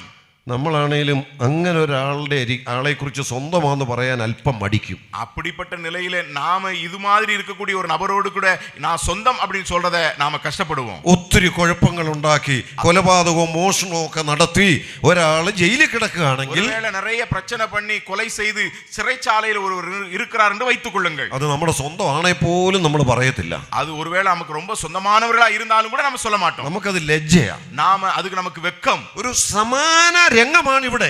இங்க ஒரு அதுக்கு ஒத்த ஒரு நிலைதான் இங்க இருக்கிறது. രാജ്യദ്രോഹ കുറ്റമാണ്. தேச துரோகம் செய்திருக்கிறார். അപ്പൊ അവിടെ ചെന്നിട്ട് ஆகவே அங்கே போய் ഇത് എന്റെ സ്വന്തമാ, இவர் என்னுடைய சொந்தம் എന്ന് പറയാൻ പലരും മടിക്കും. இப்படி சொல்றதுக்கு அநேகர் அங்க சங்கடப்படுவாங்க. ആ ഒരു പശ്ചാത്തലത്തിലാണ് പൗലോസ് പറയുന്നത്. அப்படிப்பட்டதான ஒரு பின்னணியில் தான் பவுல் சொல்கிறார், ഈ സുവിശേഷത്തെ കുറിച്ച് നീ ലജ്ജിക്കണ്ട. இந்த சுவிசேஷத்தை குறித்து நீ வெட்கப்பட வேண்டாம். സുവിശേഷത്തെ കുറിച്ച് ലജ്ജിക്കാൻ ആവശ്യമില്ല. சுவிசேஷத்தை குறித்து நீ வெட்கப்படாதே. പ്രിയ സഹോദരങ്ങളെ, ഞാൻ പറയട്ടെ, அருமையான சகோதரன், நான் சொல்லுகிறேனே, നീ ഒരു ദൈവ പൈതലാണെങ്കിൽ, நீ ஒரு தேவனுடைய பிள்ளையானால், നീ രക്ഷിക്കപ്പെട്ട ഒരു വിശ്വാസിയാണെങ്കിൽ, நீ ரட்சிக்கப்பட்ட ஒரு விசுவாசியானால், നീ പഠിക്കുന്ന കോളേജിൽ അത് അറിയാമായിരിക്കണം. நீ படிக்கக்கூடியதான கல்லூரியிலே அதை அறிந்திருக்க வேண்டும். அநேகர் കുറെ നാളുകൾ കൂടെ ഇരുന്ന് പഠിച്ചിട്ട്, கொஞ்ச நாட்கள் கூட இருந்து படித்து விட்டு, പിന്നെ കുറെ കാലങ്ങൾ കഴിഞ്ഞ് കാണുമ്പോഴാണ് கொஞ்சம் ரொம்ப வருஷத்துக்கு அப்புறம் பார்க்கும்போதுதான் ഒരു വിശ്വാസിയാണെന്ന് അവർ അറിയുന്നത്. ஓ, நீ ஒரு விசுவாசி என்று அவங்களுக்கு தெரியும். അപ്പം കാണുമ്പോൾ ചിലപ്പോൾ ഇങ്ങനെ ചോദിക്കും, ஒருவேளை அப்ப பார்க்கும்போது இப்படி கேட்பாங்க, അപ്പൊ നീ പണ്ടേ ഈ കൂട്ടത്തിലാണോ? அப்போ நீ முன்னாலேயே இந்த கூட்டத்துல இருக்கிறியா? അപ്പം ചിലപ്പം ഇങ്ങനെ മറുപടി പറയും. ஒருவேளை சில நேரம் இப்படி பதில் சொல்லுவோம், പിന്നെ ഞങ്ങൾ കുടുംബമായിട്ട് ഇതിനകത്തായിരുന്നു. ஆமா, நாங்க குடும்பமா இதுக்கு இங்கதான் இருக்கிறோம். പക്ഷെ എനിക്കത് അറിയത്തില്ല. ஆனா எனக்கு அது தெரியாது. എന്താ അറിയാതെ പോയത്? ஏன் தெரியாம போச்சு? അത് വെളിപ്പെടുത്താൻ മടിയായിരുന്നു. அதை வெளிப்படுத்துகிறதுக்கு நமக்கு கஷ்டம். സുവിശേഷത്തെ കുറിച്ച് ലജ്ജിക്കുന്ന ഒരു മനോഭാവം, சுவிசேஷத்தை குறித்து வெட்கப்படக்கூடியதான ஒரு மனநிலை. ഇളയ സഹോദരങ്ങളോട് വളരെ വിനയത്തോടെ ഞാൻ പറയട്ടെ, இளைய சகோதரனிடத்திலே நான் மிக தாழ்மையோடு கூட சொல்கிறேன், സുവിശേഷത്തെ കുറിച്ച് ലജ്ജിക്കരുത്. சுவிசேஷத்தை குறித்து வெட்கப்பட வேண்டாம். ഞാനൊരു ദൈവ പൈതലാണെന്ന് പറയുവാൻ, நான் ஒரு தேவனுடைய பிள்ளை என்று சொல்ல, ഞാൻ ദൈവവചനം കൈകാര്യം ചെയ്യുന്ന വ്യക്തിയാണെന്ന് പറയുവാൻ, நான் தேவனுடைய வசனத்தை எடுக்கக்கூடிய ஒரு நபர் என்று சொல்ல, ഞാനൊരു വിശ്വാസി എന്ന് പറയുവാൻ நான் ஒரு விசுவாசி என்று சொல்ல ഒരിക്കലും മടിക്കണ്ട. ஒருபோது நீங்கள் வெட்கப்பட வேண்டாம். സുവിശേഷത്തെ കുറിച്ച് ലജ്ജിക്കരുത്. சுவிசேஷத்தை குறித்து வெட்கப்பட வேண்டாம். അങ്ങനെ ലജ്ജിക്കാതെ ജീവിച്ചാൽ, அவ்விதமாக வெட்கப்படாமல் வாழ்ந்தால் കഷ്ടം സഹിക്കേണ്ടി വരും. நாம தீங்கு அனுபவிக்க வேண்டி வரும். ചിലപ്പോൾ കളിയാക്കിയെന്ന് വരും, சில நேரம் கேலி பண்ணலாம், ചിലപ്പോൾ അവരുടെ കൂട്ടത്തിൽ കൂട്ടിയില്ലെന്ന് വരും, சில நேரம் அவங்களோட சேர்த்து கொள்ளாமல் இருக்கலாம், ചിലപ്പോൾ അവർ കാണിക്കുന്ന ചില കാര്യങ്ങളോട് യോജിക്കാൻ പറ്റിയില്ലെന്ന് വരും. சில நேரங்கள் அவங்க செய்யக்கூடிய சில காரியங்களோடு ஒத்து போக முடியாமல் போகலாம், കഷ്ടം സഹിക്കേണ്ടി വരും. பாடுகள் சகிக்க வேண்டி வரும். അവിടെയാണ് പൗലോസിന്റെ നിർദ്ദേശം. அங்கேதான் பவுலப்போஸ்தலனுடைய ஆலோசனை, സുവിശേഷത്തെ കുറിച്ച് சுவிசேஷத்தை குறித்து ലജ്ജിക്കാതെ வெட்கப்படாமல் കഷ്ടം സഹിക്കാം. தீங்கு அனுபவி. അത് കേവലം യുവ സഹോദരങ്ങളോട് മാത്രമല്ല, இது சாதாரணமாக வாலிபர்களோடு கூட மட்டுமல்ல, ഇവിടെ ഇരിക്കുന്ന മുതിർന്ന സഹോദരങ്ങളോടും ഞാൻ ഇങ്ങനെ ആവർത്തിച്ചു പറയട്ടെ. இங்கே இருக்கக்கூடியதான பெரியவர்களாய் இருக்கக்கூடிய சகோதர சகோதரிகளுக்கு சொல்கிறேன், കേവലം ഞായറാഴ്ചകളിൽ മാത്രമല്ല നാം വിശ്വാസിയായിട്ടിരിക്കേണ്ടത്. சாதாரணமாக ஞாயிற்றுக்கிழமையில மட்டும் நாம் விசுவாசிகளாய் இருப்பதல்ல, കേവലം നമ്മുടെ സഭായോഗങ്ങളിൽ വരുമ്പോൾ മാത്രമല്ല നാം വിശ്വാസികളായിട്ടിരിക്കേണ്ടത്. நம்முடைய சபையின் கூட்டங்களே வரும்போது மட்டும் நாம விசுவாசியாய் இருக்கிறதல்ல, നാം ജീവിക്കുന്ന സമൂഹം അതറിയണം. நாம் வாழக்கூடிய சமுதாயம் அதை அறிய வேண்டும். അത് അറിയണമെന്ന് ദൈവം ആഗ്രഹിക്കുന്നുണ്ട്. அதை அறிந்து கொள்ள வேண்டும் என்று தேவன் விரும்புகிறார். നിങ്ങൾ തമ്മിൽ സ്നേഹിക്കുന്നുവെങ്കിൽ, நீங்கள் ஒருவரை ஒருவர் நேசிப்பீர்களாகில், നിങ്ങൾ എന്റെ ശിഷ്യന്മാരെന്ന് അവർ അറിയും എന്നാ കർത്താവ് പറഞ്ഞിട്ടുള്ളത്. நீங்களுடைய சீஷர்கள் என்று அவர்கள் அறிந்து கொள்வார்கள் என்று ஆண்டவர் சொல்கிறார். അത് അറിയണം. அதை அறிய வேண்டும். നിങ്ങൾ ക്രിസ്ത്യാനി എന്നവർ അറിയണം. நீங்கள் கிறிஸ்தவர்கள் என்பதை அறிய നിങ്ങൾ வேண்டும். വിശ്വാസി എന്നവർ അറിയണം. நீங்கள் விசுவாசிகள் என்பதை அவர்கள் அறிய നിങ്ങൾ வேண்டும். ബൈബിൾ പ്രകാരം ജീവിക്കുന്നവരെന്ന് അവർ അറിയണം. நீங்கள் வேத புத்தகத்தின்படி வாழ்கிறவர்கள் என்கிறதை அவர்கள் அறிய வேண்டும். സുവിശേഷത്തെ കുറിച്ച് ലജ്ജിക്കരുത്. சுவிசேஷத்தை குறித்து வெட்கப்பட வேண்டாம். മൂന്നാമത്തേത് പൗലോസ് പറയുന്നത്, இனி மூன்றாவதாக பவுல் சொல்கிறார், 13ാമത്തെ വാക്യം, 13வது வசனம், എന്നോട് കേട്ട പത്യവചനം നീ ക്രിസ്തുയേശുവിലുള്ള വിശ്വാസത്തിലും സ്നേഹത്തിലും മാതൃകയാക്കിക്കൊള്ളുക. நீ கிறிஸ்து இயேசுவை பற்றும் விசுவாசத்தோடும் அன்போடும் என்னிடத்தில் கேட்டிருக்கிற ஆரோக்கியமான வசனங்களின் சட்டத்தை கைக்கொண்டிரு. എന്താ മൂന്നാമത്തെ ആലോചന? என்ன மூன்றாவது ஆலோசனை? ഞാൻ നിനക്ക് ആവശ്യത്തിന് വചനം പറഞ്ഞു തന്നിട്ടുണ്ട്. நான் உனக்கு தேவையான வசனங்களை சொல்லி ആ கொடுத்திருக்கிறேன். വചനത്തെ കുറിച്ച് പഥ്യവചനം എന്നാ പറഞ്ഞിരിക്കുന്നത്. அந்த வசனத்தை குறித்து ஆரோக்கியமான வசனம் என்று എന്നോട് சொல்லப்பட்டிருக்கிறது. കേട്ട ഈ പഥ്യവചനം என்னிடத்திலே கேட்டதான இந்த ஆரோக்கியமான வசனம் നീ മാതൃകയാക്കിക്കൊള്ളുക.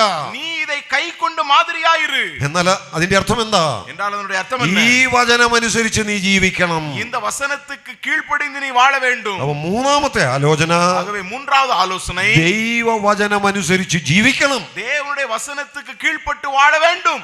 നമ്മുടെ ജീവിതത്തിൽ വിജയം കൈവരിക്കണമെങ്കിൽ അതിനുള്ള മാർഗം എന്താണ്? நம்முடைய வாழ்க்கையிலே வெற்றியை நாம் கைகூடி வர பண்ண வேண்டும் என்றால் அதற்குரிய வழி നമ്മളെ என்ன? കുറിച്ചാ പറയുന്നത്, വിശ്വാസികളെ കുറിച്ച്. நான் விசுவாசிகளை குறித்து சொல்லுகிறேன். ചിലപ്പോൾ ചിലർ ഇങ്ങനെ പറഞ്ഞു കേട്ടിട്ടുണ്ട്, சிலர் இப்படி சொல்ல கேள்விப்பட்டிருக்கிறேன், എൻ്റെ സഹോദര ഞാൻ പല ബിസിനസ് ചെയ്തു, சகோதரன் நான் பல பிசினஸ் பண்ணேன், എന്നെ ചെയ്യാൻ എല്ലാം പരാജയപ്പെട്ടു, ஆனா என்ன செய்ய எல்லாத்திலையும் தோல்வி. ഇപ്പൊ എന്ത് ചെയ്യാ? இப்ப என்ன ഓ செய்றீங்க? അത് കാരണം ഇപ്പൊ ഒന്നും ചെയ്യുന്നില്ല. அதனால இப்ப நான் ஒண்ணுமே செய்யறது. ഞാൻ എവിടെ കൈ തൊട്ടോ நான் எங்கெல்லாம் கை வைக்கிறேனோ അതെല്ലാം പരാജയമാണ്. அங்க எல்லாம் தோல்வி. എന്താ അങ്ങനെ പരാജയപ്പെടാൻ കാരണം? ஏன் அப்படி தோல்வி வர காரணம்? ഒരു വിശ്വാസിയാ, ஒரு விசுவாசிதான், പക്ഷെ ജീവിതം മുഴുവൻ പരാജയം. ஆனால் வாழ்க்கை முழுவதும் தோல்வி. വിജയിക്കണമെങ്കിൽ എന്താ വേണ്ടത്? வெற்றி பெற வேண்டும் என்றால் என்ன வேண்டும்? എന്താ വേണ്ടതെന്നൊരു സങ്കീർത്തനത്തിലൂടെ ഞാൻ ഓർപ്പിക്കാം. என்ன வேண்டும் என்பதை ஒரு சங்கீதத்தின் மூலமாய் சொல்ல விரும்புகிறேன். ഒന്നാം സങ്കീർത്തനത്തിന്റെ ആദ്യ വാക്യങ്ങൾ ഇവിടെ ഇരിക്കുന്ന എല്ലാവർക്കും മനഃപ്പാഠം അറിയാമെന്ന് ഞാൻ കരുതുന്നു. முதலாம் சங்கீதத்தினுடைய துவக்க வசனங்கள் இங்கே இருக்கக்கூடிய எல்லாருக்கும் மனப்பாடமாய் தெரியும் என்று நான் അവിടെ നാം நம்புகிறேன். ഇങ്ങനെ വായിക്കുന്നു, நாம் இவ்விதமாய் வாசிக்கிறோம், ദുഷ്ടന്മാരുടെ ആലോചന പ്രകാരം നടക്കരുത്, துன்மார்க்கருடைய ஆலோசனைப்படி நடவாமலும், പാപികളുടെ വഴിയിൽ നിൽക്കരുത്, பாவியுடைய வழியில் நில்லாமலும், പരിഹാസികളുടെ ഇരിപ്പിടത്തിൽ ഇരിക്കരുത്. பரியாசக்கார் உட்காரும் இடத்தில் உட்காராமலும். പിന്നെ എന്ത് ചെയ്യണം? அப்படினா என்ன செய்யணும்? அடுத்து என்ன சொல்லப்படுகிறது? യഹോവയുടെ ന്യായപ്രമാണത്തെ ധ്യാനിക്കുന്നവർ ഭാഗ്യവാന്മാർ. கர்த்தருடைய நியாயப்பிரமாணத்தை தியானிக்கிறவர்கள் பாக்கியவான்கள். ആണോ? அப்படியா?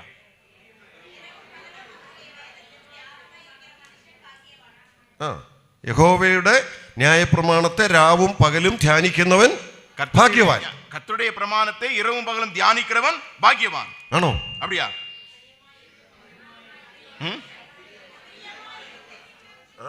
അവിടെ ഒരു വാക്കോടുണ്ട്, அங்கே ஒரு வார்த்தை கூட இருக்கிறது. യഹോവയുടെ ന്യായപ്രമാണത്തിൽ സന്തോഷിച്ച് അതിനെ രാപ്പകൽ ധ്യാനിക്കുന്നവൻ ഭാഗ്യവാൻ. கர்த்தருடைய வேதத்திலே பிரியமாய் இருந்து இரவும் பகலும் அதன் தியானமாய் இருக்கிற மனுஷன் അവൻ ദൈവവചനം എങ്ങനെ വേണം ധ്യാനിക്കാൻ? அப்படியே தேவனுடைய வசனத்தை எப்படி தியானிக்க வேண்டும்? പണ്ട് ഞങ്ങളുടെയൊക്കെ കുഞ്ഞുനാളിൽ ഇങ്ങനെ പറഞ്ഞിട്ടുണ്ട്, முன்னால என்னுடைய சின்ன வயசுல இப்படி சொல்லிருக்காங்க, പേരൻസ് പ്രാർത്ഥിക്കാൻ വിളിച്ചിരുത്തും. பெற்றோர்கள் ஜெபம் பண்ணுகிறதுக்காக கூப்பிட்டாங்க. അപ്പൊ അവിടെ വാക്യമൊക്കെ ബൈബിളിലെ ഭാഗമൊക്കെ എടുത്ത് വായിക്കാൻ പറയും. அப்போ பைபிளில் உள்ளதான வசனத்தை எடுத்து வாசிக்க சொல்லுவாங்க. വായിച്ചില്ലേ പറയും, ഇന്ന് ഇത് വായിച്ചില്ലേ കഞ്ഞി തരത്തില്ല. அவங்க சொல்லுவாங்க, இன்னைக்கு நீ இதை வாசிக்கலன்னா உனக்கு இன்னைக்கு சாப்பாடு கிடையாது. അപ്പൊ അന്ന് വായിക്കും. அப்ப அன்னைக்கு எடுத்து வாசிப்போம். എന്തിനു വേണ്ടിയാ വായിക്കുന്നത്? எதுக்காக வாசிப்போம்? സാപ്പാട് കിട്ടാൻ വേണ്ടി. சாப்பாடு கிடைக்கிறதுக்காக. അങ്ങനെ വായിക്കാനുള്ളതല്ല ഈ വചനം. அப்படி வாசிக்க கூடியதல்ல இந்த പിന്നെ வசனம். എന്തിനാ ഈ വചനം തന്നിരിക്കുന്നത്? என்றால் இந்த வசனம் எதற்காக? ഇത് രാപ്പകൽ ധ്യാനിക്കണം. இரவு பகலும் தியானிக்க வேண்டும். എങ്ങനെ? எப்படி? മറ്റുള്ളവർ പറഞ്ഞിട്ടല്ല, மத்தவங்க சொல்லி அல்ல, നിർബന്ധത്താലല്ല, கட்டயத்தினால் அல்ல, സന്തോഷത്തോടെ. சந்தோஷத்தோടെ. അങ്ങനെ ആ വാക്ക് അവിടെ രേഖപ്പെടുത്തിയിട്ടുണ്ട്. அப்படிதான் இந்த வசனம் இங்கே சொல்லப்பட்டிருக்கிறது. എന്നിട്ട് അടുത്തെഴുതിയിരിക്കുന്നത് എന്നാണെന്നറിയാമോ? அடுத்து என்ன எழுதப்பட்டிருக்கு தெரியுமா? അങ്ങനെ സന്തോഷത്തോടെ വചനം ധ്യാനിക്കുന്നവർ, அப்படி சந்தோஷத்தோட வசனத்தை தியானிக்கிறவர்கள், അവരുടെ അനുഭവം പറയുന്നുണ്ട്, அவங்க அனுபவம் அங்கே சொல்லப்பட்டிருக்கிறது. അവർ ആറ്റരികത്ത് നട്ടിരിക്കുന്നതും തക്കകാലത്ത് ഫലം കായ്ക്കുന്നതും ഇലവാടാത്തതുമായ വൃക്ഷം പോലെ ഇരിക്കും. அவர்கள் நீர்க்கால்களில் ஓரமாய் நடப்பட்டதும் தன் காலத்தில் தன் தனியை கொடுக்கக்கூடியதான விருட்சத்தை போல அவர்கள் இருப்பார்கள். അടുത്ത വാചകം എന്താ? அடுத்த வசனம் என்ன? അവൻ ചെയ്യുന്നതൊക്കെയും அவன் செய்வதெல்லாம் வாய்க்கும், പരാജയമായിരിക്കും, தோல்வி அடையும். ആണോ? அப்படியா? അവൻ ചെയ്യുന്നതൊക്കെയും അവൻ സാധിക്കും. அவன் செய்வதெல்லாம் வாய்க்கும். അവൻ ജോലി ചെയ്ത വിജയമാണ്. அவன் வேலை செய்தால் அது வெற்றி. അവൻ ബിസിനസ് ചെയ്ത വിജയമാണ്. அவன் பிசினஸ் பண்ணாதல வெற்றி. അങ്ങനെ ഒരു വിദ്യാർത്ഥി പഠിച്ചാൽ നല്ല വിജയമാണ്. அப்படிப்பட்ட ஒரு மாணவன் படிப்பான் என்றால் அவனுக்கு வெற்றி. അങ്ങനെയുള്ള ഒരു കുടുംബ കുടുംബജീവിതം നയിച്ച വിജയമാണ്. அப்படிப்பட்ட ஒருவன் குடும்ப வாழ்க்கை வாழ்வான் என்றால் அதுல வெற்றி. അവര് കുഞ്ഞുങ്ങളെ വളർത്തിയാൽ വിജയമാണ്. அவன் பிள்ளைகளை வளர்ப்பான் என்றால் அதுல வெற்றி. ആര്? யார்? യഹോവയുടെ ന്യായപ്രമാണത്തിൽ സന്തോഷിച്ച് അതിനെ രാപ്പകൽ ധ്യാനിക്കുന്നവൻ ഭാഗ്യവാൻ. கர்த்தருடைய வேதத்திலே பிரியமாயிருந்து இரவும் பகலும் அதிலே தியானமாயிருக்கிற மனுஷன் பாக்கியவான். അവൻ ജീവിതത്തിൽ വിജയിക്കണമെങ്കിൽ എന്താ മാർഗം? அப்படி என்றால் வாழ்க்கையில வெற்றி பெற வேண்டும் என்றால் அதற்குரிய வழி என்ன? ദൈവവചനത്തിൽ സന്തോഷിക്കുന്ന ഒരു ഹൃദയം ഉണ്ടായിരിക്കണം. தேவனுடைய வசனத்திலே சந்தோஷப்படுகிற ஒரு இருதயம் இருக்க வேண்டும். ഈ ക്യാമ്പിൽ വന്ന ദൈവമക്കളായ നിങ്ങളോട് ഇനി ദൈവവചനം വായിക്കണമെന്നൊക്കെ ഞാൻ പറയേണ്ട ആവശ്യമുണ്ടോ? இனி இந்த முகாமுக்கு வந்த உங்களை பார்த்து தேவனுடைய வசனத்தை வாசிக்கணும்னு நான் சொல்ல வேண்டிய அவசியம் இருக்குதா? നിങ്ങൾ വായിക്കുന്നവരാ, நீங்க வாசிக்கிறவங்க தான். പക്ഷേ പറയണ്ട, ഞാൻ ഒന്നുകൂടെ എടുത്തു ചോദിക്കട്ടെ. ஆனா நீங்க சொல்ல வேண்டாம், நான் மறுபடியும் ஒரு கேள்வி கேட்கிறேன். എത്രമാത്രം സന്തോഷത്തോടെ ദൈവവചനം വായിക്കുന്ന ഒരു മനസ്സ് നിങ്ങൾക്കുണ്ട്? தேவனுடைய வசனத்தை சந்தோஷத்தோடு கூட வாசிக்கக்கூடிய மனநிலை உங்களில் இருக்கிறதா? ഒരു ദിവസം എനിക്കിത് വായിക്കാൻ പറ്റിയില്ലെങ്കിൽ എന്തോ ഒരു നഷ്ടം സംഭവിച്ചതുപോലെ, ஒரு நாள் இதை நான் வாசிக்கல அப்படின்னா ஏதோ ஒரு பெரிய இழப்பு எனக்கு வந்து விட்டது என்கிற மனநிலையோடு கூட இருக்கிறீர்களா? അങ്ങനൊരു ചിന്ത മനസ്സിൽ വരാറുണ്ടോ? அப்படிப்பட்ட ஒரு மனநிலை உங்களுக்கு இருக்கிறதா? ഓ, ഇത് സന്തോഷത്തോടെ ധ്യാനിക്കാനുള്ളതാ. ஓ, இது சந்தோஷத்தோடு தியானிக்க கூடிய. അവിടെ എഴുതിയിരിക്കുന്ന വാക്ക് ഞാൻ ഒന്ന് എടുത്തു പറയട്ടെ. அங்க எழுதப்பட்டிருக்கிற வார்த்தையை நான் எடுத்து சொல்றேன். യഹോവയുടെ ന്യായപ്രമാണത്തിൽ സന്തോഷിച്ച് கர்த்தருடைய வேதத்தில் பிரியமாயிருந்து അതിനെ രാപ്പകൽ വായിക്കുന്നവൻ ഭാഗ്യവാൻ. இரவும் பகலும் அவருடைய வேதத்திலே தியானமாயிருக்கிற மனுஷன் பாக்கியவான். വായിക്കുന്നവൻ ഭാഗ്യവാൻ. வாசிக்கிறவன் பாக்கியவான். അങ്ങനാണോ എഴുതിയിരിക്കുന്നത്? அப்படியே எழுதியிருக்கிறது. ഞാൻ തെറ്റായിട്ട് പറഞ്ഞെങ്കിലും സഹോദരൻ അത് കറക്റ്റ് ആയിട്ടാ പരിഭാഷപ്പെടുത്തിയേ. நான் தவறாய் சொன்னாலும் சகோதரன் அதை சரியாய் மொழிபெயர்த்தார். ഞാനത് തെറ്റു പറഞ്ഞതല്ല, அது தவறாய் சொல்லவில்லை. അത് അങ്ങനെ അല്ല എഴുതിയിരിക്കുന്നതെന്ന് ഓർപ്പിക്കുക. அப்படி எழுதப்படவில்லை என்று நான் ഇത് சொல்கிறேன். വായിക്കുന്നവൻ ഭാഗ്യവാനെന്നല്ല എഴുതിയിരിക്കുന്നത്. இதை வாசிக்கிறவன் பாக்கியவான் என்று எழுதப்படவில்லை. പിന്നെ ആരാ ഭാഗ്യവാൻ? அப்புறம் யார் பாக்கியவான்? ധ്യാനിക്കുന്നവൻ. தியானிக்கிறவன். ഞാൻ അതുകൊണ്ട് ഒരു കാര്യം ഇപ്പൊ നിങ്ങളോട് പറയാം. ஆகவே ஒரு காரியத்தை இப்பொழுது நான் சொல்கிறேன். ഇത് വായിക്കാനുള്ള പുസ്തകമല്ല. இது வாசிக்கக்கூடிய ஒரு புத்தகம் அல்ல. രക്ഷപ്പെട്ടല്ലേ? அப்படியா? தப்பிச்சிட்டோமே. എല്ലാ ഉപദേശിമാരും പറയുന്നത് ബൈബിൾ വായിക്കണമെന്നാണ്. எல்லா போதகர்களும் பிரசங்கம் பண்றாங்க, வாசிக்கணும், பைபிள் ഈ வாசிக்கணும். പ്രാവശ്യം ക്യാമ്പിന് പോയത് നന്നായി. இந்த முறை கேம்புக்கு போனது ரொம்ப நல்லது. അവിടെ ഒരു ദൈവദാസം വന്ന് പറഞ്ഞു ഇത് വായിക്കാനുള്ള പുസ്തകമല്ല. அங்க ஒரு ஊழியக்காரர் வந்து சொன்னாரு இது வாசிக்க வேண்டிய ஒரு புத்தகம் அல்ல அப்படின்னு. പ്രയോജനമായോ? அப்படியா? உங்களுக்கு பயனா மாறிச்சா?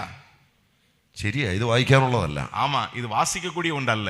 ഞാനൊന്ന് ചോദിക്കട്ടെ. நான் ஒன்னு கேக்குறேனே. ഞാൻ എൻ്റെ വീട്ടില് நான் என்னுடைய வீட்டுல രാവിലെ എഴുന്നേറ്റ് വരുമ്പം പുറത്തേക്കൊക്കെ വരുമ്പം நான் காலையில எழுந்து வெளியே வரும்போது മലയാള മനോരമ പത്രം അവിടെ വന്ന് அந்த കിടപ്പുണ്ടായിരുന്നു. மலையாள மனோரமா என்கிறதான தினசரி பத்திரிகை எங்க இருக்கும். അപ്പൊ രാവിലെ അതൊന്ന് എടുത്തൊന്ന് നോക്കിയില്ലെങ്കിൽ എന്തോ ഒരു വലിയ காலையில அதை எடுத்து கொஞ்சம் பார்க்கல அப்படின்னா ஏதோ ஒரு சின்ன, അത് പതിവായിട്ട് അങ്ങനെ കണ്ടും നോക്കിയും ഇരിക്കുന്നതുകൊണ്ട് அது எப்பவுமே வழக்கமா அதை எடுத்து பரட்டி பார்க்கக்கூடிய ஒரு பழக்கம் உண்டு. അതൊന്ന് എടുത്ത് വായിക്കും. அதை எடுத்து கொஞ்சம் வாசிப்பேன். അതെടുത്ത് വായിച്ചിട്ട് പിന്നെ എവിടെ കൊണ്ട് വെക്കുന്നതെന്ന് അറിയാം? அதை எடுத்து வாசிச்சதுக்கு அப்புறம் கொண்டு போய் எங்க வைப்பேன் தெரியுமா? അത് മാറ്റി വെച്ചേക്കുക. அதை ஓரமா வச்சிருவேன். നാളെ നേരം വെളുക്കുക, നാളെ നേരം വെളുക്കും, மறுநாள் காலையில வரும். ഇന്നലെ എവിടെയാ പത്രം വെച്ചെന്ന് പോയി തപ്പിയെടുത്ത് വീണ്ടും അതെടുത്ത് വായിക്കുമോ? நேற்று அந்த பத்திரிகை அந்த பேப்பர் எடுத்து எங்க வச்சேன்னு சொல்லி மறுபடியும் தேடி போய் எடுத்து வாசிப்பேனா? അത് പിന്നെ നോക്കേയില്ല. அதுக்கப்புறம் அதை பார்க்கவே மாட்டேன். അത് പിന്നെ தூக்கி വിൽക്കുകയായിരിക്കും. அதுக்கப்புறம் அதை நான் விலைக்கு போட்டுருவேன். അല്ലെങ്കിൽ വല്ലതും പുതിയനായിട്ട് കീറിയെടുക്കുക. எதையாவது பொட்டணம் போடுறதுக்காக ഇന്നലത്തെ ഇന്നിനി എടുക്കത്തില്ല.